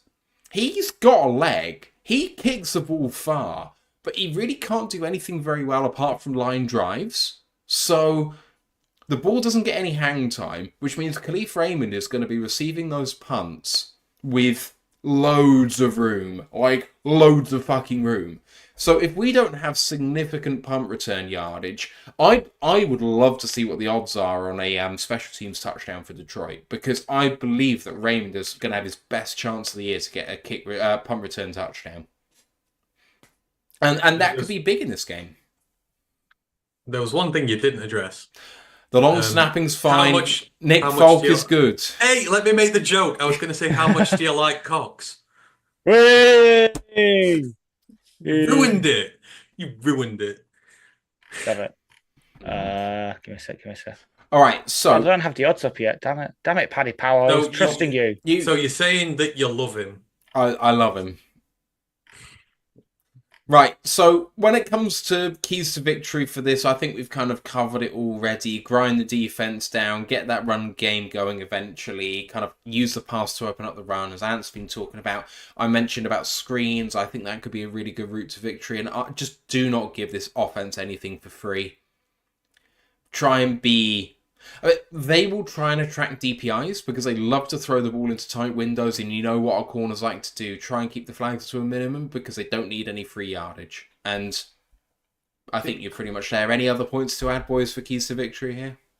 See, I don't think this is a tactical, but I think we are the better team than them. And, we could go out there and roll over them. I think the key to victory here is your mentality about it. You can't look past them. You can't overlook them. You can't assume the wins. And I know our team don't do this. Like, our team are very respectful here. But remember 3 years ago when we went in and walloped the playoff chasing Arizona Cardinals when we were a bad football team and we didn't have a lot going for us. And we went and absolutely twonked them. We started off hot. We didn't give them an opportunity back into it. The reason, the saying any given Sunday exists for a reason, and it's like this one. If you don't approach it with the right mindset, these are professional football players. They're young, they're hungry, and you've seen the offense for them. If it can get going, they can put points on the board. And even if they're not getting touchdowns all the time, they can get close enough to get field goals. They got a clutch field goal kicker. They don't have to get into the red zone every time. So you have very much got to approach this correctly. And again, not saying our team don't, but that's just the key here, is that you have to treat them with the due amount of respect, because any team can bite anybody on its day. Tactically, I'm not worried about anything because we we are better in the areas we need to be in. Let's say they don't really match up to us too much in the trenches, apart from on the D line. But the way we play, the offense we've got, we can negate any threat they pose. Let's say, so long as they approach it right. Ash, anything you want to add? No, I completely agree, and so does Amon Ra. Like in his latest episode of his podcast with his brother, they have Brian Branch on this week. It was quite funny. But yeah, like Equinemius saying, "Oh, you guys got the Titans an easy win," and Amon Ra's like, "No, no, no. We treat every game like it's a difficult game. We give them the due respect." So I was like, "Yeah." Listening to that on the way home yesterday was very good. Though, but yeah, like they're not going to be pushovers. They will get 3 and outs on us. I will probably have a bit of time during the stream on Sunday where I'm sitting there just like, "Oh, for God's sake, can we please get a first down, please?" But you should have just said, "Who are you playing this weekend?" Or is he on a roster again? He's on the Saints practice squad, isn't he? Yeah, he's on a. He's probably going to get elevated again. Yeah, that'll be his third, won't it? He'll have to be signed. Well, he won't have to be signed. He won't be able to be elevated again. Yeah, but yeah. So that's a bad thing. do elevations between different teams count, or can he just go to like 10 different teams and be elevated twice? He can go to as many different teams as you like and be elevated. If you get your 3 elevations, you get cut, and then get re-signed to the practice squad. You get another 3, I think. So as long as you don't get signed by someone else, I know if you are eligible for waivers and you pass through waivers and then you get re-signed to the practice squad, you get another set of elevations. I'm pretty sure. Yeah. Ash is going to tell me I'm wrong now, but I'm pretty sure the rules on this are quite interesting. He's not going to struggle to get game time at the Saints. They're a mess at the minute. They are. Right, score predictions, people, and you first. Ooh, dare I say we're going to have a non-cardiac cat day? No. Dare I say that? You know what? I am. I'm saying we're going to have a nice, stress-free, cardiac catless day. 30-13. Ooh. And it's going to be, and I think we'll be fine. 30-13, and it's nice and stress-free and easy. They get some garbage time yards on us, and when we pull all the starters. Ash, what about you, man? I don't think it's going to be an absolute blowout, not like against Dallas, but I think it will be a nice, at least 2-score win. Like, I don't think we'll pull the starters. That's just not how Dan works. Despite, I know, obviously, some of the distraction that Todd Bowles got over this week with his use of keeping the starters in. We're not going to pull our starters, but yeah, nice, comfortable-ish win. They'll give us a few scares, as I say, with the 3 and outs, but we'll be able to just keep trooping along and grind out over the course of the day and come out nice victors. Okay, well, I am going to be a bit more bullish, I think. So, I don't see how they're going to score points. I don't see how they're going to score points. 3-score victory. I'm going to go 30-3.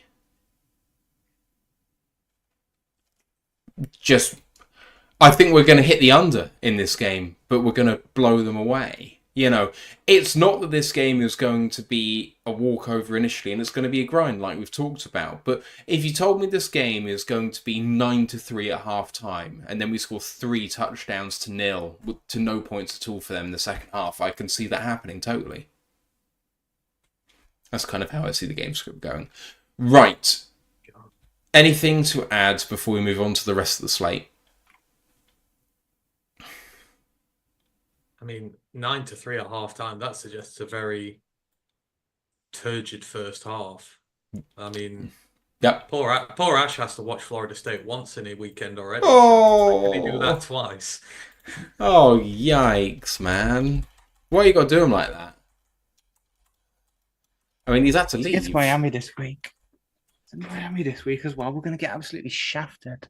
Yeah, it's going to be fun. Right, let's get to the rest of the NFL slate as we go through our pick watch picks, and you can join us doing our pick watch picks. We don't penalise you for not having joined us so far this season. If you want to join us now, we're going to do it on percentage, win percentage at the end of the year. If you join us for the last week, maybe you get disqualified. But if you join us before then, we'd love to have you. So I'm going to send a link to our league in NFLPickWatch.com. And we are going to go through these now, starting with Thursday Night Football. And, I mean, who knows? If Darnold wins, he could be traded away to the team that loses. Who knows? It's the Vikings and the Rams. I think this is the stupidest narrative I've ever fucking heard. But hey, it's in LA and the Vikings are favoured by 3. And what do you think?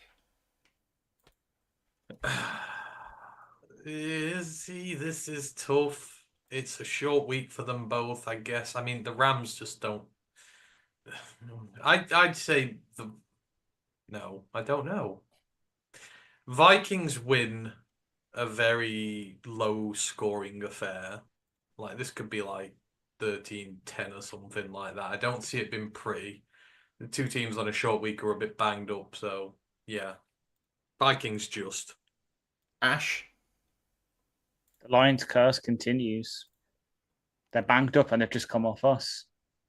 We all know what happens to teams after they play us. They lose the next week. So give me Matthew Stafford, especially since Kupp looks like he'll be healthy. And Puka looks like he might be playing. So they might actually have receivers for him to throw to. So yeah, give me the Rams. Don't know about what the spread is. It was close, wasn't it? It was like within 3. So yeah, I might say the Rams cover as well. Or whatever it is. The Rams both straight up and against the spread.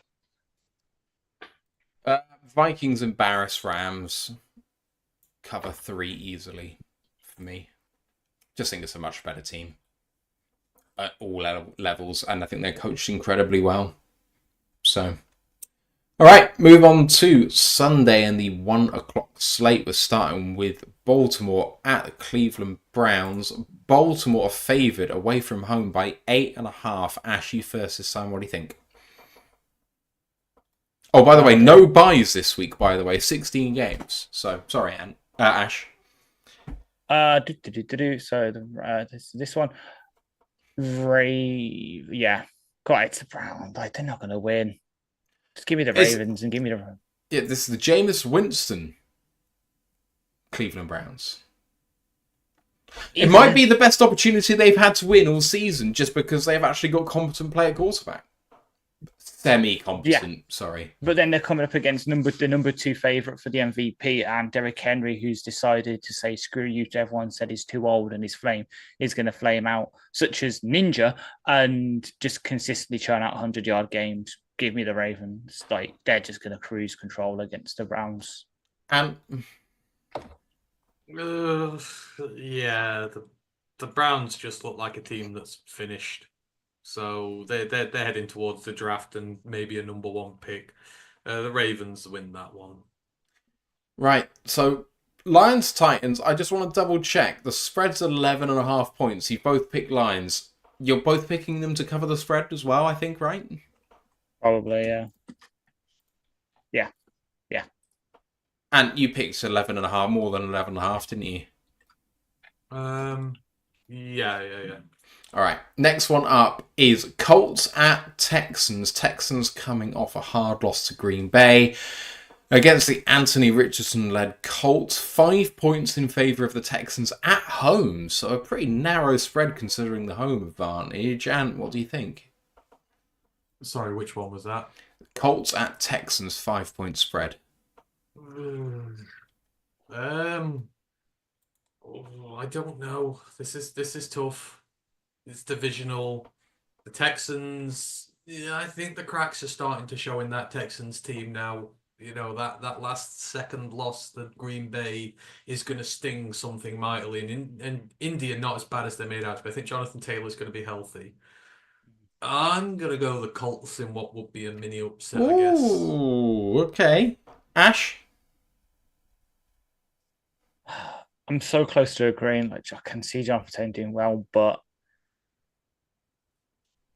offensively, the Texans might be a bit weakened, but that defense can still go. I think they can get a couple of turnovers over off Richardson, and that might win them the game. It's the Will Anderson show. Give me the Texans to cover 5. I think this offense is going to get right in this one. The Indy defense has not been what it should be. I think that continues. Next up, Green Bay at the Jacksonville Jaguars, going back home finally after their London stint. Green Bay away from home are favoured by 4. Ash, you first. It's a Tank Bigsby show. He officially ended Trevor Etienne's RB1 career, and it's back at home. I know, obviously, they've just come back from London, but I don't know. I know the Packers ground it out against the Texans, got that win pretty much at the end. I can see this being a stumbling block for them. They're trying to, as I keep saying, they're installing a new defensive system with Hadney. They're not so good against the run, from what I believe. So yeah, give me 100 yards for Bigsby from my fantasy teams, and give me the Jags winning the game. And Packers are going to demolish them. I was very lazily going to go Green Bay to win and cover, but I like Ash's argument about the fact that they can't defend the run, because Green Bay really do struggle against that, and Bigsby has been very good. I'm not going to go money line for Jacksonville, but I'm going to have them cover 4. I buy that argument. I like it. Right, next up, Arizona Cardinals at Miami Dolphins. Tua Tagovailoa is back, and Miami are favoured by 4 at home against the team giving up the second most yards in the NFL on defense. And we're back with you. Sorry, which game are we on? Cardinals, Dolphins. Dolphins favoured by 4 at home after Tua comes back, and Cardinals give up the second most yards on defense. Dolphins aren't doing shit. Cardinals. Ash? Yeah. Cardinals. Dolphins to win and cover for me. Next up, Jets at Pats. Jets are favoured on the road against the Patriots by 7. Ash, you first. Drake May looks like the better QB of the two, but the Jets just win it out because Brees Hall and Braylon Allen just take over. And sorry, I'm just don't worry. Jets, Patriots. Jets favoured on the road by 7. Can we have the option where a meteor hits the stadium and there's a no result? Can we do that? Yes, you can have that if you want.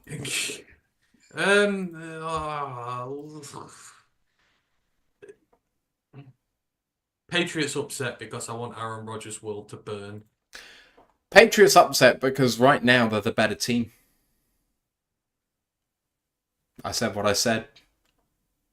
Jets suck. They are disappointment in a nutshell. The New York Jets, and they will continue to be. Jets smoked the Patriots the first time round, but they didn't face Drake May.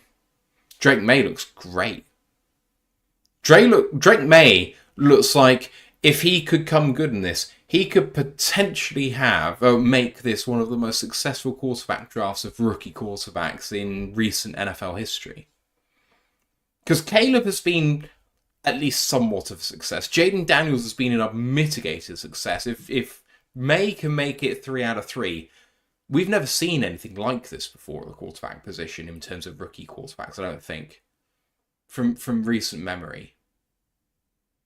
I'll leave you to ponder that as we go on to the next game. Falcons at Tampa Bay Buccaneers.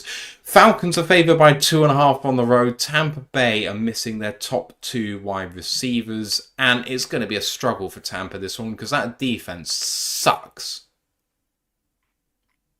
The trouble is they lost their 2 best receivers. Tampa did. Like, they were doing well in the game the other day. I thought they were playing very well, and I enjoyed watching them. And then it just all fell apart because of the 2 injuries. And it's a tough team. Falcons are so hit and miss at this moment in time.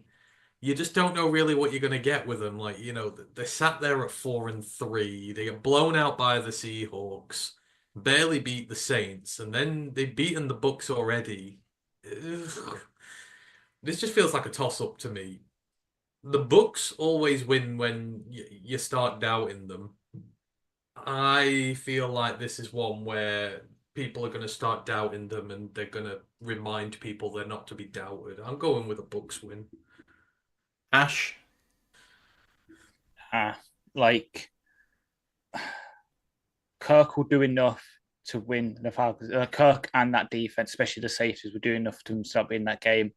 As much as I think Baker's a great QB, I don't know what he can do with the downgrade at receiver. Like Godwin going down really hurt me in fantasy. Like, I had him on 2 of my teams, so I'm being biased there a bit. But losing them, you're going down to Jenny McMillan's okay in the slot, but then Sterling Shepard, Trey Palmer, Ryan Miller, like, it's sounding a bit like 2020 Lions receiving core before Amon-Ra really broke out.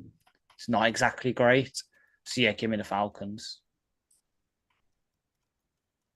Yeah, for me, it's going to be a Falcons win and cover. I mean, Tampa's defense is getting towards the worst in the NFL right now. Like, it can't stop a barn door. I know I'm mixing the metaphors, I don't care.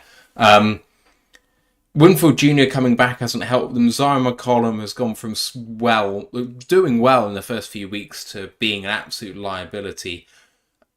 The only shining, star in that team right now is Antoine Winfield Jr. who came back last week. It didn't do anything to help them. Levante David racks up stats, but it doesn't help the overall team.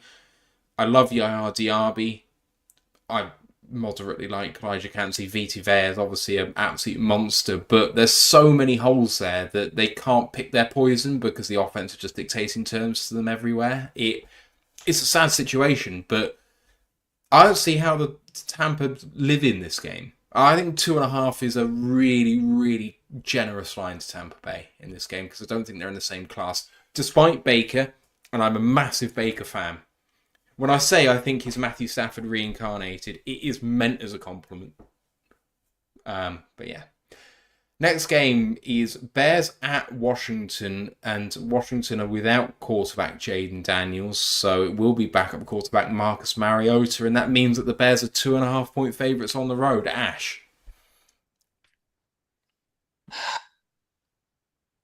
This is going to pain me. Chicago. Yeah. And yeah, those scumbags are going to get an easy schedule all season, aren't they? And then pretend that they're God's greatest gift to women. It's just, I don't... yeah, they're going to win and they're going to say they're great and they're not. You just play a real team and then we'll talk. Yeah, the thing about Washington is their defense sucks, so, they needed to be awesome at quarterback. And Mariota was legitimately awesome last week, but against the worst team in the league. So what does it actually mean? Chicago have a good defense. That's going to get the game done. So Chicago win and cover. Next up, Saints at Chargers. And who would have seen this come the start of the season? But the Chargers at home are 7.5-point favourites against the New Orleans Saints. And what do you think? Chargers and they cover. Saints are an absolute train wreck. And they're going to be put to the sword. Ash? Yeah, pretty much agree. Consensus for us then. Next up is Bills at Seahawks. Bills favoured on the road by 3 against the fledgling Seahawks. Ash, what do you think? Give me the Bills, but the Seahawks cover. I think it's going to be a shootout. I can honestly see it. Just Josh Allen just slinging it to Amari and Keon. Gino slinging it to Lockett, JSN, DK if he goes, Jacob Obo, the former Lions preseason wonder. Oh, stop it. I've lost my thread. And did I ask you already? No. Bills, Seahawks. 3-point spread in favour of the Bills away. This is not going to surprise you in the absolute slightest for Bills. Bills win and cover. Seahawks are suffering at the moment. The only reason that the San Francisco 49ers are going to disappoint me by actually getting into the playoffs is the Seahawks are choking. and it really pains me. I think the San Francisco team, the winner of the NFC West, could win with a sub 500 record. That's the way that division is going right now. NFC West is a new NFC South. NFC worst. Anyway, for some reason, these games are not listed in order of time, which means that even though we've gone into the afternoon slate already, we're back to the 1 o'clock slate for Eagles at Bengals. This game is a 3-point spread in favour of the home team, the Cincinnati Bengals, which I think is a really interesting line. And you're first up. What do you think? Bengals by about 20. The Trey Hendrickson dream is dead, so I want them to absolutely wallop the Eagles because I want Dan Campbell to be the last head coach from his class, and Sirianni's the only one left. But outside of that, I think the Eagles are a trash team, and I think the Bengals are now in form. They've recovered from their early season woes. They're looking a much better team now. I don't think Philly will hang with them. Ash? Yeah, the only way. I won't predict massively. Saquon Barkley will help the Eagles keep it close, but in the end, Burrow finally getting back to things with Higgins, and Chase will win them the game. The Cincinnati Bengals, in their 3-4 record, have beaten the Panthers, the Giants, and the Browns, and they looked shit in all 3 of those games. And I mean, they looked awful against the Browns in that victory last week. They looked like they could beat themselves. And I know that it was 21-6 with 2 minutes to go. I don't care. Like, any team that deserved to be an NFL team should have beaten that Bengals team last week. And the same goes for the other way, though. So in their 4-2 record, the Philadelphia Eagles have beaten Jordan Love away from home, but he got injured. The Saints on the beginning of their downfall for 15-12. Then the Cleveland Browns and the New York Giants. Okay, fine. So these are both fraudulent teams. What do you want me to say? What I will say is there's only 2 things I know in this game. The Eagles, when they decide they're actually going to do it, can run the ball very, very well. I think the Athletic Football Show described them as basically running like a military academy, and I agree. Like, they're barely throwing the ball anymore. And the Cincinnati Bengals can't defend the run. Those are the only 2 things I know in this game. So give me the Eagles, and give me the Eagles by like 20 points. Because how on earth are the Bengals going to live with their running attack? And why should the Eagles throw the ball once? Just treat it like a winter game, say it's snowing, and hand the ball off to Saquon or run it with Jalen Hurts, and you can win the game. Don't worry, Ant. I've heard your excellent analysis on Army and Navy. I know they're throwing the ball quite well. They are. I Okay, remember. fine. They are. Okay, but they were. Was it not that Army was 7? The quarterback was 7 of 10 for 100 and something yards and a touchdown? Well, that sounds like Jalen Hurts. You're not insulting Bryson Daly, are you? Bryson Daly's a better quarterback than Jalen Hurts, so I will not have that slander. Ooh, okay, fine. Whatever you want. Let's move on to the Panthers at the Denver Broncos. The Denver Broncos, the Bo Nix-led Denver Broncos that have almost half their cap taken by a dead cap, are 10-point favourites at home against the Carolina Panthers. This is just the stuff of dreams for Sean Payton, who must have been coming into the season absolutely dreading turning up to work, and it's turned out to be a success. Ash, what do you think? Bryce Young effects for you. As soon as Andy Dalton gets in a bit of a car accident, yeah, give me Denver. Give me Denver, and I've already benched Deontay Johnson because I know I'm going to get fuck all from him this week.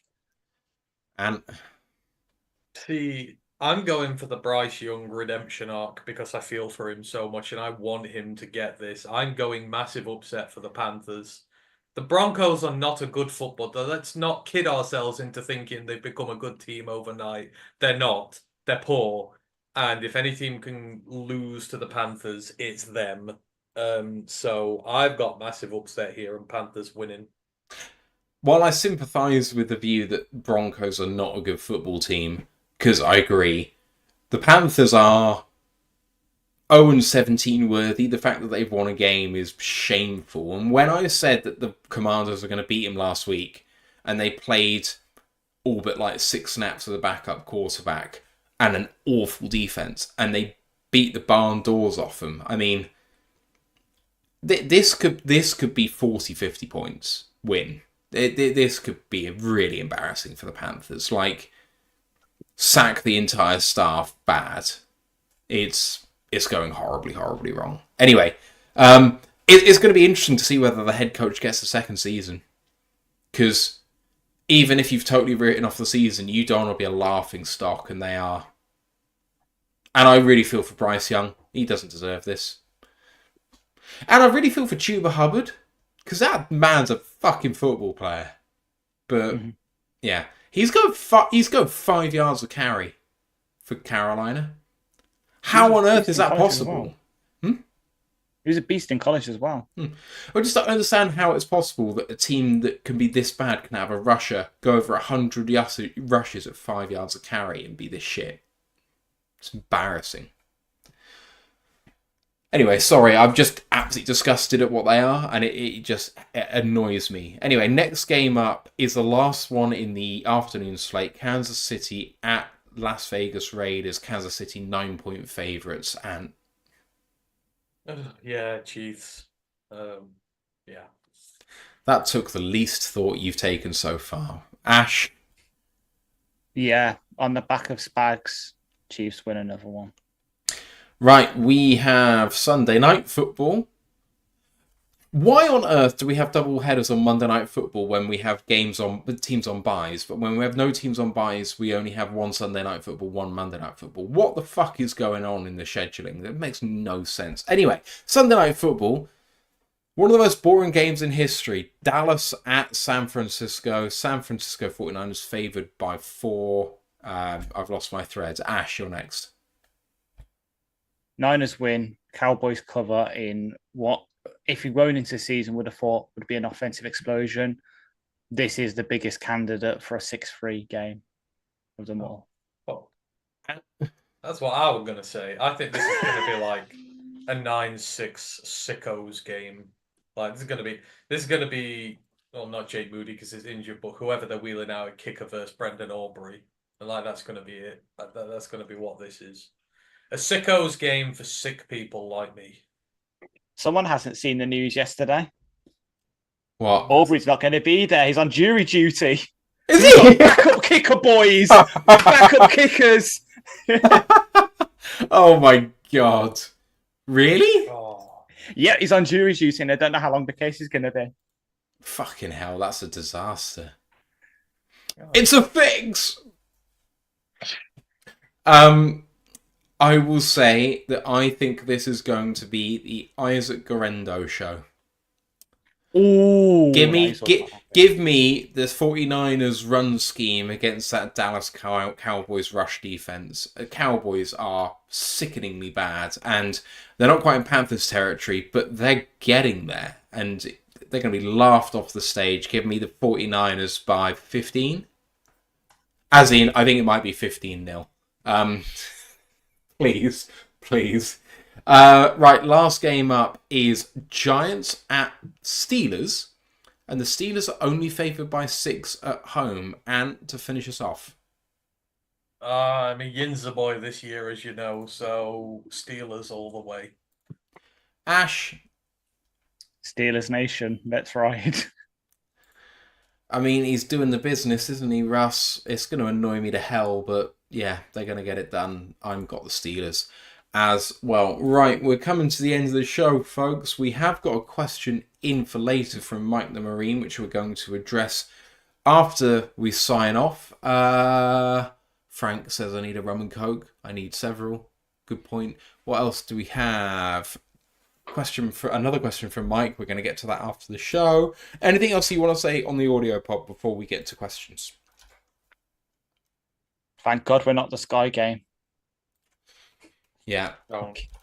I just realised with a 5 o'clock game this week, so our hours going forward, so like that's going to make it even harder for me to get home from work in time. which is a pain in the arse. And then we will be Sky Game next week, so that's potentially a month I'm going to go without being able to watch this thing properly on days and on time, which is going to annoy the hell out of me. So, but I mean, like, they flex the game. Like, why could they flex us into Sunday Night Football instead? Why did it have to be the Vikings? No one wants to watch them, apart from their own fans. Nah, they don't want to watch them either. Should have flexed us and the Packers. We're the game that needs to be on prime time, but no, let's leave it there for Sky to get the grubby little hands on for the third week in 4. Fucking hate it so much. Right. With that, we're going to call this a show. If you're on YouTube and Twitch, we are sticking right here just answering some questions. But if you're on the audio show, main podcast is going to do live reactions on Sunday afternoon. Ash, you about? Yep. I will be there as well, so please come and check us out for that one, giving you the alternative play-by-play commentary. If you're sick of the TV commentary, come sync up the game to us and we'll talk you through it. The review will be on Monday, and the college podcast week 8 review has already happened, and week 9 is coming up this weekend. So do go and listen to the boys and see what they picked. And then we'll be back next week to recap it all. You can join us on our socials for All the Lions UK, YouTube, Twitch, Facebook, Instagram, Twitter, and TikTok. And the Facebook group for Worldwide Fans is Detroit Lions Fans UK 1 Pride Worldwide. Website is rotluk.com. Please subscribe, rate us 5 stars. You guys know what to do. Thank you so much for listening. Ash, and a pleasure as always. Fingers crossed, guys. We're going 6-1 and continuing to lead the NFC. Cream of the crop in the whole of the league. Let's go Lions, 1 Pride. One pride. On pride. Recording stopped.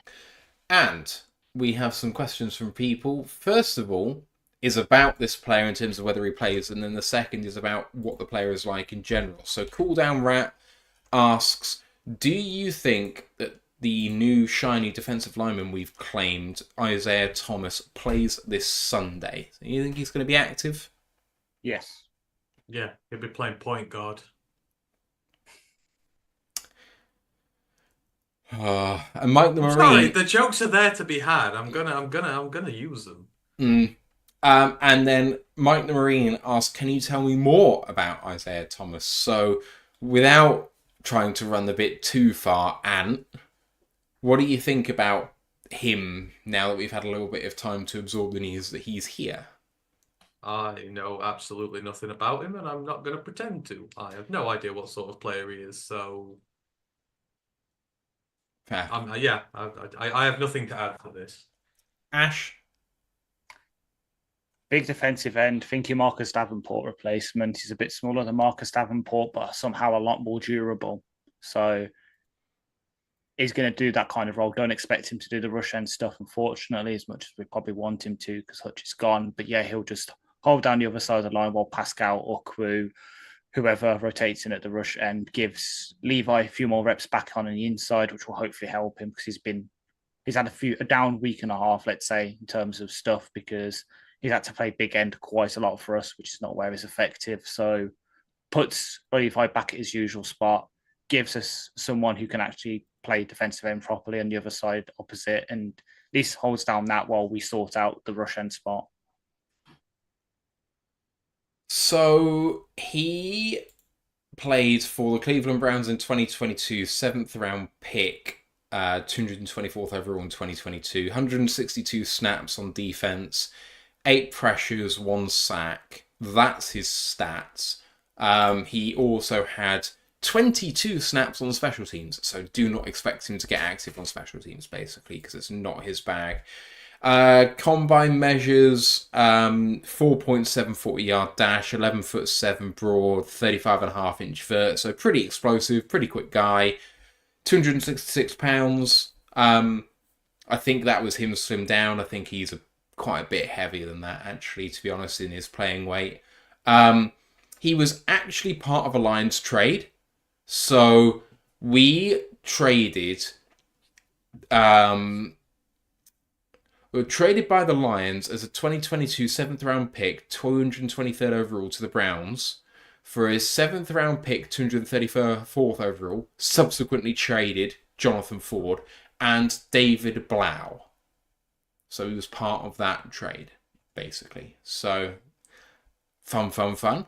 He was an Oklahoma Sooner in his college life. He was a 2-year starter there. He was there for 4 years, but was a backup the first 2 years.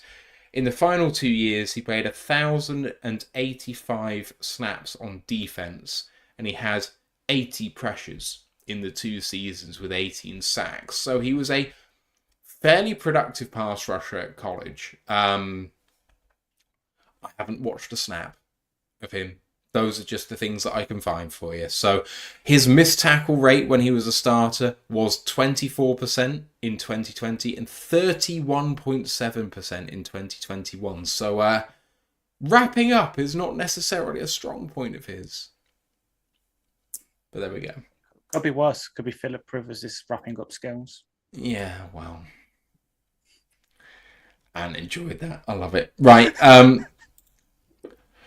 We also had a question by Mike the Marine, which was, who was inactive for the Lions last week and who are we expecting this week? So let me go to my trusty Pride of Detroit resource when it comes to inactives for last week, because I can't remember right now.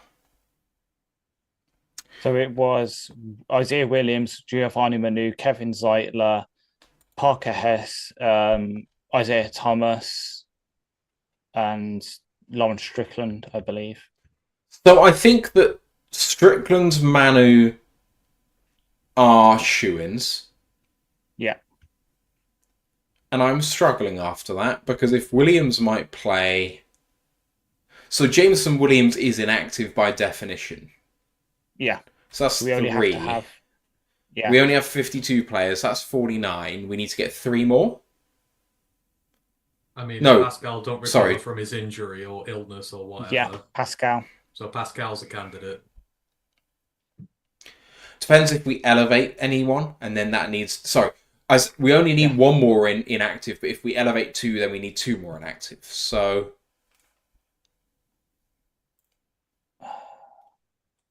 Colby again.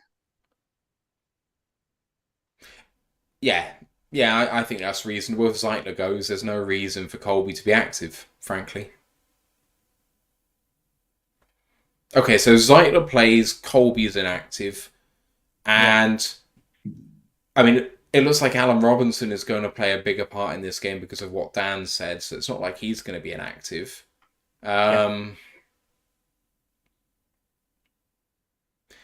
Can't see Nowaski being inactive. Can't see any of the other linebackers being active. And just thinking about where we're deep in positions, could we see any of the corners? Do you think Craig or do you think Vaki would be more likely to be inactive for the running backs? Craig. Craig only plays kick return. Vaki plays all 4 spaces, I believe. Plus, Craig might get dinged as well because remember, the one time he did play special teams that you can remember last week was him completely fucking up on the fake punt, blocking the wrong guy. And that was not the most ideal. Cooldown Rat said Manu, Zeitler, Williams, Thomas, Strickland, Hesse for the most recent one. And then this time, Manu, Sorsdal, Williams, Thomas, Strickland with Ukwu elevated. So Williams being active, what's that based on? Is that based on Dan? Yeah, I believe. Well, yeah, I think he mentioned him, and then obviously, I think it was in the locker room after with Ben. I want to say he mentioned, oh yeah, like he's been winning scout team player in house every week, and it's just who do you trust more? Someone who's been around in the preseason since the preseason to maybe come in and do 10, 15 snaps, as you sort of, and then or Alan Robinson who's only been here a couple of weeks. Like Robinson will probably get snaps, but Williams has been around the system a lot longer. And if you want to play him, you just move Amon Ra to the outside. That lazy bum can sit his ass on the bench. I'd sooner give Isaiah a chance to prove himself. Sorry, not sorry. Tim Patrick's not been here as long as Alan Robinson. He's doing pretty well. I'm just thinking about elevations on this team. It seems like Ukwu's a shoe-in unless Al-Qadim Mohammed has jumped in. Back. There you go. He's back to Storm, I think. Dan mentioned Mohammed on the radio yesterday. Positively. Yes. Because he's obviously asked about the trade. It's like, oh yeah, we're considering it, but also we're not we won't be unhappy if we have to go with some of the guys we've already got. And then he mentioned AQ specifically. That wouldn't And he's got surprise me at starting- all. Yeah. He's got starting experience at DE, most notably with the Bears. And also, we've elevated Ukwu twice, so we've only got Yeah. one more. So it kind of lessens the possibility that Ukwu's going to go, to be honest, because we want to keep that in our back pocket, maybe. So I like Al-Qadim Muhammad coming up, and maybe... I mean, so Mike the Marine suggested Zylstra. Like, if Zylstra really has jumped Hesse, I don't really understand why, if he has, that you wouldn't just cut Hesse and sign Zylstra to the actual 53. So maybe it's a sign that it's a week-to-week thing. Yeah. We haven't got really any other injuries to be worried about if we do put Mohammed up there. We don't really want to do another DE. I don't know if we only elevate one. I mean, yeah, we've had days where, ones we've elevated one. We've had ones where we just don't elevate at all. Like I'm deciding one. It is going to be either Ukwu, Mohammed, or Agude. Is it a bad sign for DPJ that his name has not been mentioned at all since he's been on the practice squad? There's no consideration for him coming up. I think it's more likely Tom Kennedy comes up. Wait, he's still here? Yeah, he's on the practice squad. Well, that shows how much he's been doing. Tom Kennedy... Oh, you mean DPJ, sorry. Yeah. Sure. Okay. I mean... He's getting into the Halloween spirit early and been a ghost. Ooh. Speaking of which, this time next week is Halloween, and I have a work Halloween quiz. So I'm going to need to run the preview on Friday, if possible. Yeah, that could work for me. Friday. What am I doing next Friday?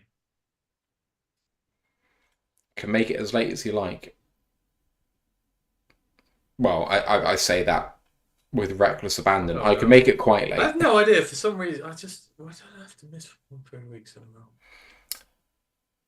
Cool Down Rat said Kennedy's had 2 elevations. Yeah, I don't think he's going to come at all. I'm at a gig next Friday. I can't do that.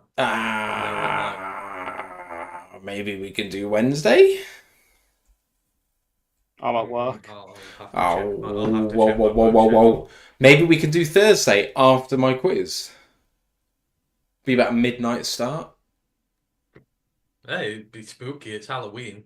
Midnight special with ROTL UK. To be honest, everyone's going to be out trick-or-treating. No one's going to be watching us. What, at midnight? Oh, I guess over there. Yeah, 7 p.m. their time. We have Brits watchers as well. 8 p.m. their time because of the time change, in fact. Yeah, they'll all be in by then. Drinking pumpkin spice and stuff like that. Oh, gosh, sick nice. people. Yeah. Pumpkin spice is one of the worst things ever created. Depends what you use it in. Depends if you home make it. A lot better when you home make it rather than having the ghastly syrups like that. Mike asks, are there any players auditioning as trade bait? No, we don't have any tradable players, I don't think. No, we don't.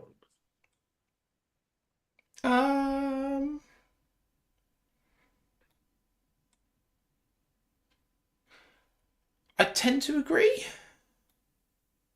Like, if Levi had a year left, maybe, but he's on an expiring deal, so what you get for him is minute and preferably want to keep him here. Outside of that, most of the talent we want to keep here. Good teams don't really trade away that you trade in a way like rookies who are coming to the end of their tenure. I don't know. There's just none of our rookies that give up though. The year 3 or 4 guys, and there's no vested vets who are really gonna. We trade Alan Robinson, see if we get a bag of skills for him. That could, do. So Trade him to Tampa. So someone in a Discord channel I'm a part of said to me, you can have Tyree Wilson for a 6th or 7th pick swap. And I was like, that could fix a hole for us. But then I was like, the fact that he's suggesting it is probably bad. And the fact that people thought Tyree Wilson was a 1st round draft pick just goes to show how wrong people were on him. Yeah, it was disgusting how high he was. I thought he was a first round pick, but I thought he was like last few picks of the first round, kind of like Joe Tryon Shoyinka was. Like, you take a flyer on him because maybe it works out. But It's just it wasn't there. It was never there. Mike suggests in terms of trade bait, Houston or Hooker maybe, and it's like, well, Hooker ain't going to see the field until at least the third quarter. Sorry. And Houston, as we said, I think it was on the review show. You're got not no gonna get value. much from him. He's not Got no playing. You've got to players have got to play and show what they can do to have value. Can't go back off tape 18 months ago. And Hooker, you're invested in Hooker. You need a good level quarterback. We're a Super Bowl team. We need a good backup quarterback. We need a high level quarterback. He might not be it yet, but we're training him to be it. You don't trade away. Unless You don't trade away unless you've got a plan and you're going to bring in someone better. well, so you say you're not a believer in Jake from State Farm? He's sitting on the practice squad. Jay looked great. He's on the practice squad. Yeah. But So, we unless- brought in Hooker to be a potential starting level. I don't think Jake Fromm's a starting level NFL guy. He's someone I bring in relief or something. He's too valuable to the plan. What we're going to get for Hooker? Like nothing. Like Hooker has never played. We spent a third on him. He's never played. People are not going to pay more than that for him. Is that worth throwing away your backup QB plan? No. No, it's not. I do think I'm probably alone in this. I think the fact we have put on tape has been bad means that Hooker's value has actually increased by not playing. I know that's a weird take, but I think the mystery around him makes him more attractive. May call me silly, but I think it's the devil you don't know. True. I mean, he's one of two for 19 yards currently in the and a first down currently in the NFL. 33.3% success rate on his throws. How can it be 33% if he's thrown twice? Because he also took a sack on his 3 snaps. Oh, all right, fair enough. Is it bad that the thing I'm looking forward to the most in this game? This is bad. This is proper sicko behaviour. Is Trevor Nowaski? I'm all aboard the fucking train. Yes, welcome, brother. I want to see Nowaski basically making Barnes redundant.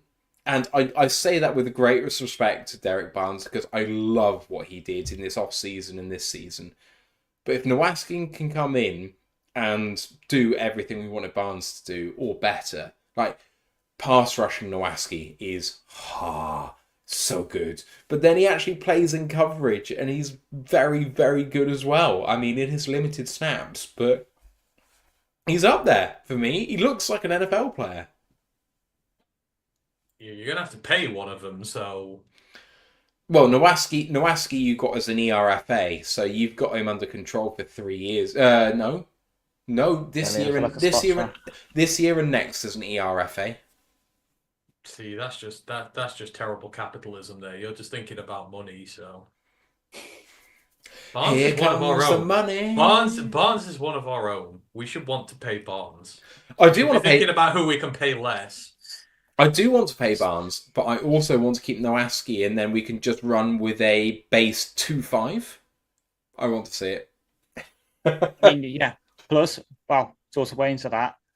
Nowaski we're under contract. We're getting to that point now where we're getting good, where we can't pay off our players. So, do you go for the guy who, has looked good, but has had some injury issues and hasn't been consistently good, or do you go for the guy who's younger and has done it more recently for you? That's the issue as well. I do think Barnes is one of those people that is going to fall by the wayside. Yeah. And I hate it because I love what Derek's done, and I actually really love his upside. I don't think we've seen Derek Barnes' peak. I really don't. Sorry. The shot I took was a double, by the way, just to say. Man's hammered. I had the shot and then I had 2 rum and cokes. What is it? Bathtub vodka you're drinking? You saw what it was. I'm just looking now. Nebraska is an RFA in 2026. Right now he's under contract until the end of next season. Yeah, okay, that makes sense. And then RFA is still going to be pretty palatable if he's a good player. Yeah. You give him a second round tender, no one's going to give him that. Well, Cool down. maybe he has 2 more good games, and then we can trade him before the deadline. Then who we got? Then who we playing at Sam? Because we still live in base like 50% of the time. Ben Neiman season, baby! Oh, for God's sake! It's all about them picks. All about them picks. We want them picks. Oh, Do we need to get Megan Trainor to record that? Literally, I was thinking of how to do all about them picks. All them picks and no. Not doing that while twerking. All about them picks. About them picks. We are not Junie from Spy Kids. She's not going to be twerking for us. Oh my God. Sorry, you brought this up. Yeah, I'm just thinking about the line, boys just want more general booty to hold at night. Oh, there we go. There's our backup plan at QB sorted. Makes it draft general booty. Cool down. Vildor, Dorsey. Dorsey or Strickland, because Strickland's on the roster right now because he's because he was playing a lot of goal line slot, supposedly in camp. That's why he's stuck out, was doing that sort of slot corner role in the red zone. So yeah, Strickland or Dorsey for me, because Vildor's actually seeing game time. When like Arnold or Davis has gone out injured, it's usually Vildor who comes out. Good for him. And also says, how about the end of the season? We may lose because of money considerations. Carlton Davis, Emmanuel Mosley, John Kaminsky, Fatih Melifonwu, Levi Onzarike, and then maybe re-sign Barnes. That's a lot of players who... It's a lot of significant bit part players. Mm-hmm. See, ideally, you need a corner to really stand up so you can justify not paying Carlton. Because Carlton will demand some money. So he's on, what, 16 mil at the moment? That'd be the saving you want to try and make. Ennis needs to stick up. Ennis needs to actually play by the end of the season. Hamik needs to play some more as well. I just say that. I don't know how much he is playing. I've not checked, but I feel like he's not playing the most in the world. 30% of snaps? 35%? Something like that. Okay, so. I don't think it's as much as you would like. He is in. And he lit me up for calling him a role player in preseason. Well, I was right. He is in on 55%. Oh wow! Okay, that's much higher than I thought. Much higher than I thought as well. Which is just under his role at the Raiders, where he was 60% for both past seasons. Mike thinks we're a great show if they were drunk. We're great. What, should we just do it one day? One show where we're all hammered and see what happens. That show's already planned in for me. Bills live watch. We just Bills get hammered. Yeah. I'm going to have a lot of that's not Thanksgiving, is it? I won't be here for Thanksgiving, so.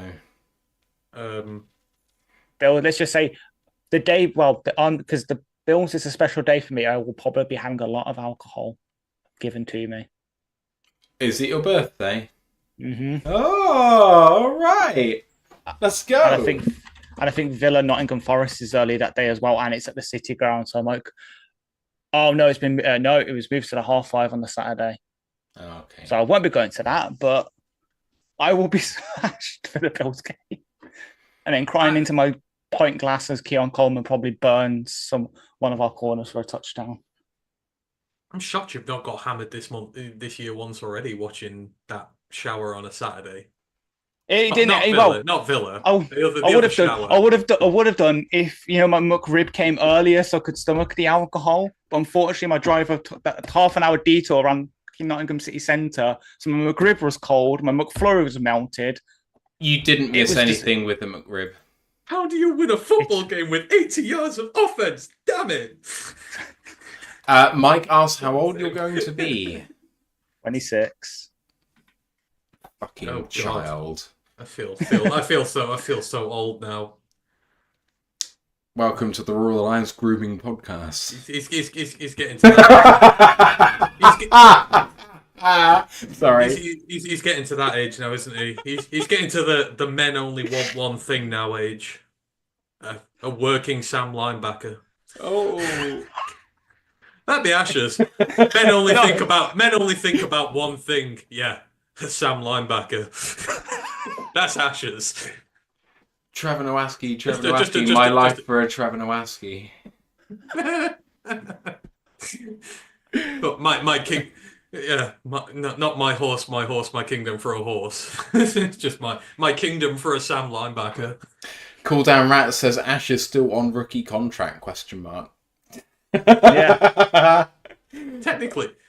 Well, actually, it's funny you should say that because, me and you are on year 4 of our deals now, Matt. We're due to become off our rookie deals to our high-paid contracts, like on this show. We're due extensions. Are we launching a Patreon or an OnlyFans? Like, it feels like. Yeah, we're due an extension. What are our values? We need to check Spot Track for what our values are. What we're valued at. I got a bag of chips.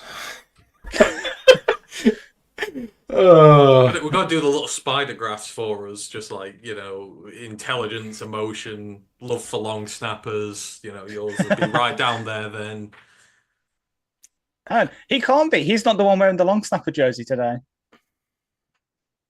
We need to, you know what? I'm going to custom make him one. I'm going to custom make him a long snappers union shirt. We're gonna do it. Love it. Maybe a present for Christmas. I mean, I was going back. I finished off doing, you remember our preseason predictions? I finished cutting that up this week. And you can just see in the bottom corner, my name is the proper LSU Long Snappers Union. I'm just like, I forgot that joke. Jesus. That's running thing. It's gonna run with him until the end of time. Just like the Trey Flowers highlights. Two things that will his Trey Flowers highlights will be the highlights of him being reminded of the Trey Flower highlights is better than his actual highlights. I get the feeling, Ash, that you want me to download this from Twitch so that I can send this over to you for the conversation afterwards, not just what we stopped doing for the audio. Maybe, yeah, we might have to, yeah. Through gritted fucking teeth.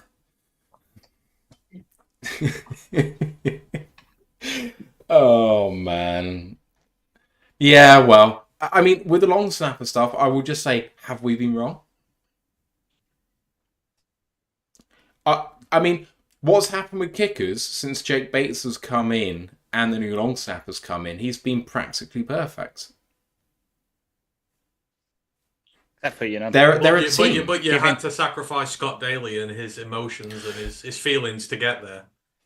Well, that, and also now you have to deal with more slices than a golf swing. I don't know. I didn't know where you were going to go with that. I really didn't. I was thinking steak slices for some reason. It was like, but like how can I squeeze in steak slices? And then, yeah. More slices than a pizzeria. There we go. Thank you. Oh, yeah. How was your Detroit style pizza? It was very good. However, we struggle with proving it because our house is quite cold. So I have bought an appliance usually used for beer brewing, which just increases the temperature of what's on it by about 5 to 10 degrees. So I'm just going to put my bowl of dough on that, and hopefully it'll be much better next time.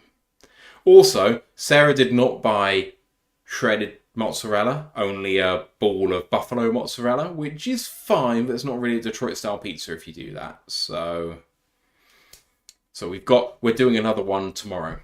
Traitor. Putting that buffalo mozzarella on a Detroit pizza. Well, light him up, chat. You know what to do. The local Detroit pizza place that I have does shredded and buffalo, and I can get behind that. But a Detroit style pizza has to have shredded mozzarella on it, otherwise it's not right. So yeah, but I find the one with buffalo mozzarella on there as well too much because it's quite sweet anyway. So yeah. Mike says Skipper needs to be put on the punt team and declare as an eligible receiver. No, Dan Skipper needs a reception this week, so we're going to do it. Let's do it this week. Tackle screen. I mean, you say that. Didn't you see what came out in Ben's preface today? Oh, Penne throwing passes. I love that just when Justin tweeted, it's like He- we were told not to tweet about this, but Ben's just said it in his press conference. So anyway, yeah, Penny's been throwing passes. Penne sold to Dan Skipper, touchdown pass. Wow. That would be that'd be a crowning moment. What could you do after that? Like what could you do after that? A Lee McNeil fullback dive. Cool Down Rat reminds me that I missed Cam Gill being poached and Eric Hallett re-signing. So yes, you are right. I want us to be a thorough show, but I will not pretend that I'm as good as Eric Schlitt in the Breakdown podcast. We are not that show, but there we go. Cool Down Rat says Chris Christie wouldn't be happy. The man hasn't been happy for 30 years, so he's a shameful human being. Trying to get something going. Like, when was the last time you were called classless? It should just be like a revolving tweet of when you were last called classless. When I tried to drink champagne without stinking my pinky out. Oh, I wonder, the sad thing is I know exactly when the last time I thought it was called classless, and it was last week when I made a joke about a certain singer. Oh. Yeah. Oh, yeah. Yeah. What? It'll dawn on him in a minute. No, it won't. Let's just say this singer went in only one direction, downwards. Oh. Dear Lord. Yeah, I nearly got slapped for that one. That might be justifiable. Yeah, I might have nearly got a slap from that one for when I said it with my colleagues. That's not a good joke. The trouble with One Direction, generally, is that while it was terrible pop, they were genuinely pretty good, and they all seemed like quite nice kids. Like, Yeah. they were good lads. So I feel bad, genuinely. I hate most pop music, but if the people behind it are good-natured and the music is written fairly well, I can kind of be okay with it. Which is why I love Dua Lipa. You know? Nothing to be ashamed of there. Also, Dua Lipa's a Liverpool icon now, so Ugh. we've claimed her. You know what? Yeah, but where did she go to uni? Where did Dua Lipa go to uni? Are you going to tell me it's fucking Nottingham? Yep, she did one of her first ever concerts at Rock City in town. Girl's got no taste. I didn't have fighting over Dua Lipa on today's podcast bingo card, but there we go. That is the direction in which this show goes. You're both trying to lay. Oh, it's going to claim on get even worse. Do not look at what I've just put in the sports chat about hockey. What? I don't. What, British hockey or? No. Oh, American fucking hockey. hell! Why can't you just say illness, people? Why did you have to be that specific about what illness this poor sod's got? Oh. TMI, guys, come on! Christ alive! Okay. That's what I was like. I'm sorry, guys, he's on the toilet and can't leave. Thing is, you can't cover those sort of accidents on ice. It'll just show right up. JT Comfort is playing like shit tonight. And now he is! Oh dear. Marcus said, get that Wisconsin brick cheese if you want a really good Detroit-style pizza. I'm sure it must be available in the UK somewhere, but I've never seen it. I don't think... See, the thing is, we have a lot of cheese in this country, so we don't need to import Huge it. amount of cheese. We are... if you ever come over here, your mind will be blown. You will never like a cheese over there again once you've had our cheese. Like, I think our cheese is absolutely great. superior in every way, shape, or form. Well, just the number of varieties of it. Yeah, we are the aficionados of cheese. Wow, I think the French would have something to say. But I take your meaning generally. I think the We French, surrender. the French, the Dutch, and the English the British are excellent at cheese. generally. And to be honest, we cross over with the French with cheese a lot as well. So let's call it a European effort. Yeah. A Northern European effort. But I yeah, go with your mind will be blown by the level of cheese we have over here. Marcus says, yes, but we have American cheese, lol. In a can. In a spray can. Yes. I mean, I don't hate American cheese. I just don't. I think that, especially burger cheese is absolutely perfect in every way for a burger. But you wouldn't eat a slice of it on its own. And I think the mark of a good cheese is, are you tempted How good it is to... with a cracker. No, just can you cut a slab of it off and eat it by itself and genuinely enjoy it? True. I do. It's got to go good on a cracker as well, though. That has points deducted if it's not good on a cracker. Benjamin Dorian says, hello from Michigan. Hello, Benjamin. And not a name I have noticed before, but appreciate you giving us a chat. We do usually talk about the Lions. We're just in the post-show segment where we talk about any random Yeah, stuff I right appreciate now, that it's midnight, so you may not have actually listened to us before, given it it's this time. We are just chatting shit at this point. Cool Down Rat says, you guys sound like sort of cheeseheads. Marcus said, cheese aficionados. No cheeseheads, aficionados. I mean, grated cheese, it's crack cocaine. That has been confirmed scientifically. So, yeah, it's as addictive as crack. So, just don't get into it if you can't handle that. And to be honest, I can't. Cheese makes me fucking shit for days. So I try and stay away. Just don't have too much at once. Yeah. The key is to not have too much at once. Brent says Swiss cheese is very good also. Completely agree. Swiss cheese is great. Mark said, now American cheese on its own is trash. I like quality cheeses. Fair. But get yourself a Wookiee Caves aged cheddar. That stuff grows hair on it. It's fucking lovely. You say about burger cheese, I think it's impossible for a cheese to be bad on a burger. Like, I think you'd have to be really, really poor level of cheese to be bad on a burger. But on a burger, the melting point of that cheese and the way it kind of just like goes round the burger and stuff, like it's perfect. And like the consistency of it when you eat into the burger, like burger cheese is so perfect for burgers. But it's shit otherwise. Like you wouldn't like put together a stack of burger cheese and just snack on it. No. Should we talk any more football? Or are we kind of done? Oh yeah, how did your bet with Man U go? Because they drew 1-1.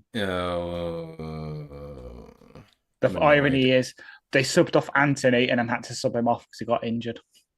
Yeah, I saw that. I was very frustrated. But it does mean that I can now get behind supporting the LA Rams tonight as opposed to going, well, if the Vikings win, I win 85 quid. So now that's not an issue, which is nice. But hey, what do I care? I won 600 quid last week. I won $800 sports betting last week, and I barely bet. So, yeah, there you go. There'd be a future in it there for you. Could be. Oh, I'm up to third in the pick watch as well. I didn't put any in. I didn't put any in last week, so you've probably overtaken me by that alone. I have. You fool. But on win percentage, you are third. You're third. We're going with win percentage. Win percentage wins overall. So you have 67% on straight up picks, which is pretty fucking good. I made a mistake. I usually put them all in at once, but I did the Thursday game last week. I thought I'm going to hang on and do the rest later, and then I got stuck at work and I couldn't. So, bit as you do. Ash is on 65% in fourth. I'm sixth behind Poole. I've got 61%, which is my worst mark in ages. Not as bad as Ash's college pick watch last week. 1-9. How did he manage the thing is, that? you said like, on the actual pick watch app, because I do it on there as well. I was very good last week. Like he just saves it for. You got two tonight. Q's Pittsburgh on. We've both gone Q's upset. I mean, And you you've got to you went players 2-8. You didn't get much better. No, I did shit. Matt, I finished last in it every year because I host a college show and I finish last every year. The trouble is, sometimes the more you know, the less you know. It's because you make stupid, you know, if you don't know much, you just sometimes pick the names and you end up being right. Sometimes you know more. Or like me, I'm very emotional. I emotionally attach myself to a load of teams and then I can't bring it to bet against them. So I felt so vindicated with Tennessee beating Alabama. That felt so obvious to me. see, that's one where the least bad team won. It wasn't a good team won. The least bad team won. Okay, answer me this: how good are Indiana? They're very damn good this year. So the Very damn good. quarterback's injured this week. He's actually Just for back one next week. Yeah. So, but Backup was starter for them last year, so he has starting experience. And they're playing Washington, who are rubbish. they're playing who? Washington. But how rubbish? They lost to Rutgers. Yeah, but Rutgers aren't that bad, are they? Yeah, they are. They've fallen off a cliff. There's one player I can name from Rutgers, which is the running back. Quarterback? You can't even name quarterback? I mean, No, we slag him off every week on the college podcast. Come on. Athen. Galliot Manis. I only listen to the good players. When you slagged off Jordan Travis enough for 2 years, and then he turned. Actually, no. We picked FSU to win the ACC last year. Thank you. I know when he because we got a super team. And we put you both in the playoffs, and we both kicked off when you got left out of the playoffs. I know. And now we've dove off a fucking cliff, and I want to die. And I am happy as anything. Right. I can't say much. Our quarterback had to retire this week, so you know. Yeah. So we got a load of cheese chat in the chat, so I'm just going to wheel back to that at the moment. Cool Down Rat says... Hey, don't think we wouldn't notice that. That is awful. That is atrocious. I didn't do it on purpose. Exactly what you did. I didn't realise I was doing that. Cool Down Rat says, okay, which cheese is made backwards? It's Edam. Edam. There you go. Marcus says, you guys like stinky cheeses? ? Never had any myself. I'm not a big fan personally of like the stinky blue cheeses personally. And when they are reduced into a sauce and put on a steak. No, blue cheese sauce is magical. It's the best accoutrement to a steak there is, maybe apart from peppercorn. But I won't just eat blue cheese like on it. So like, I just won't cut it off and eat it. It's probably cooked. You probably think I'm a heathen for having béarnaise sauce with mistake as opposed to any of those two, but there we go.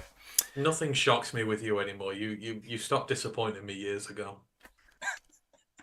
Brent says, so what is the best extra sharp cheddar in England? Well, I live about 30 minutes away from Cheddar, the town. So, best cheddar in the world is charcoal cheddar. It's black cheddar, and it's absolutely amazeballs. Love it so much. It's made up in York, and you know the supplier there. It's absolutely beautiful. It's charcoal black, and it's creamy. It's beautiful. Hang on, so it's not made in cheddar. You can't call it cheddar then. It's sparkling cheese. I like that joke.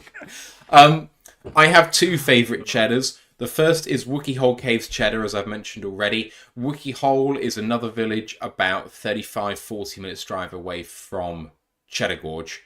Cheddar Gorge itself, like Wookey Hole Caves, is a very hilly area that has a lot of cave networks underneath the hills. So lots of people go caving and going kind of diving within the water that's underneath. Lots of stalactites, stalagmites, all of that sort of stuff that you would expect. It's a big tourist spot, Cheddar. And if you're lucky, you see lots of big hairy figures going, oh! Wookiees. Wookie. That's the worst Wookiee impression I've ever heard. I can't do Wookiee. How the hell do I do a Wookiee one? You do a Wookiee call. That's actually semi That was a decent. drunk donkey. Same difference. You're saying Chewbacca's a drunk donkey. That's just... See, you can't do it, can you? It's physically impossible to do a Wookiee sound. Yeah, that's fair. But the other cheddar I like best is actually a branded cheddar, which is called Seriously Strong. Seriously Strong cheddar is very, very good. Ash, do you have a favourite cheddar? Not really. I don't eat too much cheese, unfortunately. Fair. Mike says, I like Munster. Do any of you? I don't know Munster, if I'm honest. Munster cheese. No, I prefer Bath. Oh, we're not talking about rugby. Yeah. Let's go Bath. Go on, you Bath. Got my Bath jersey in my closet. Inside rugby joke there. Americans won't get that one. Americans should watch rugby. They'd love it. Generally an I amazing think sport. they would. I mean, they must watch Aussie rules because of all the punters that come over. So, you know, you can be into those sort of sports. Aussie rules is brilliant to watch. Yeah. It is fun. It's just on at stupid o'clock and it's very hard to access. So I do find it quite weird that, like, you can catch the ball and you just kind of call mark every time and then you just get a free kick from that point and no one can touch you. It's weird. you ever watch Gaelic football? That's interesting. Nah. The way they do it. Oh, it's like a mix between like basketball and football. No, it's rugby and football, a mixture of Gaelic football is. Is it? Yeah, Okay. it's like a hybrid. Okay. Cool Down Rat says league or union. Munster or a union team? Munster a union. So the split of it, rugby league is Northern England and union is Southern England. I think Cool Down Rat's English as well. I think he's just asking because you're Northern. No. So you should like league. I've always been more into union, but like our national team, England, the English national team, it's a union side. I prefer watching them than the British and Irish Lions. So I think this devolves from like national style. I watch the England national rugby team and they play union. So Well, there is an England national team for rugby league, but rugby league as an international sport isn't it's very terrible. well developed. No, it's not anywhere good. Union's much better and has the much better players. So I watch that. Therefore, I'm Midlands technically, but yeah, I'm in that area of the world where most of the league teams are up here. Cool, Dan Rat was saying, yep, I was expecting Ant to side with Northerners. Yeah, I'm Union through and through. I go to Bath fairly regularly. Oh, I'm a Northerner through and through, but I can accept some good things about the South. So, I'm not closed. That's bad. You've got to be able to accept the good of everybody. And rugby union is one of your better inventions down there, so. Right, it's almost midnight. We've almost been over 3 hours. Shall we call it a night? Probably so should. I'll be up in about 5 hours for work. All right, well, we better go Really? then. Oh, Jesus well. Christ. Q's pit. I'm watching Old Dominion football right now. This is Nice. sicko season. Yeah, Q's pit, supposedly. Keep an eye on the Q's DBs, according to Jeff Risdon. Well, yeah, because Fran Brown's head coach there now. He's the old Georgia DBs coach, and Georgia have sent 1 billion DBs to the NFL. We've got Q scouts there. Right. Yeah, there's a lot of good players on that pit team. Trench players for the pit guys are awesome. So there's a lot of potentially draftable talent there. Right, anyway, people, we're going to call it an end there. We'll see you for the game on Sunday. Have yourself a great rest of your week. We'll see you then. But for now, thanks for the extra time. See you soon. Goodbye. See you soon.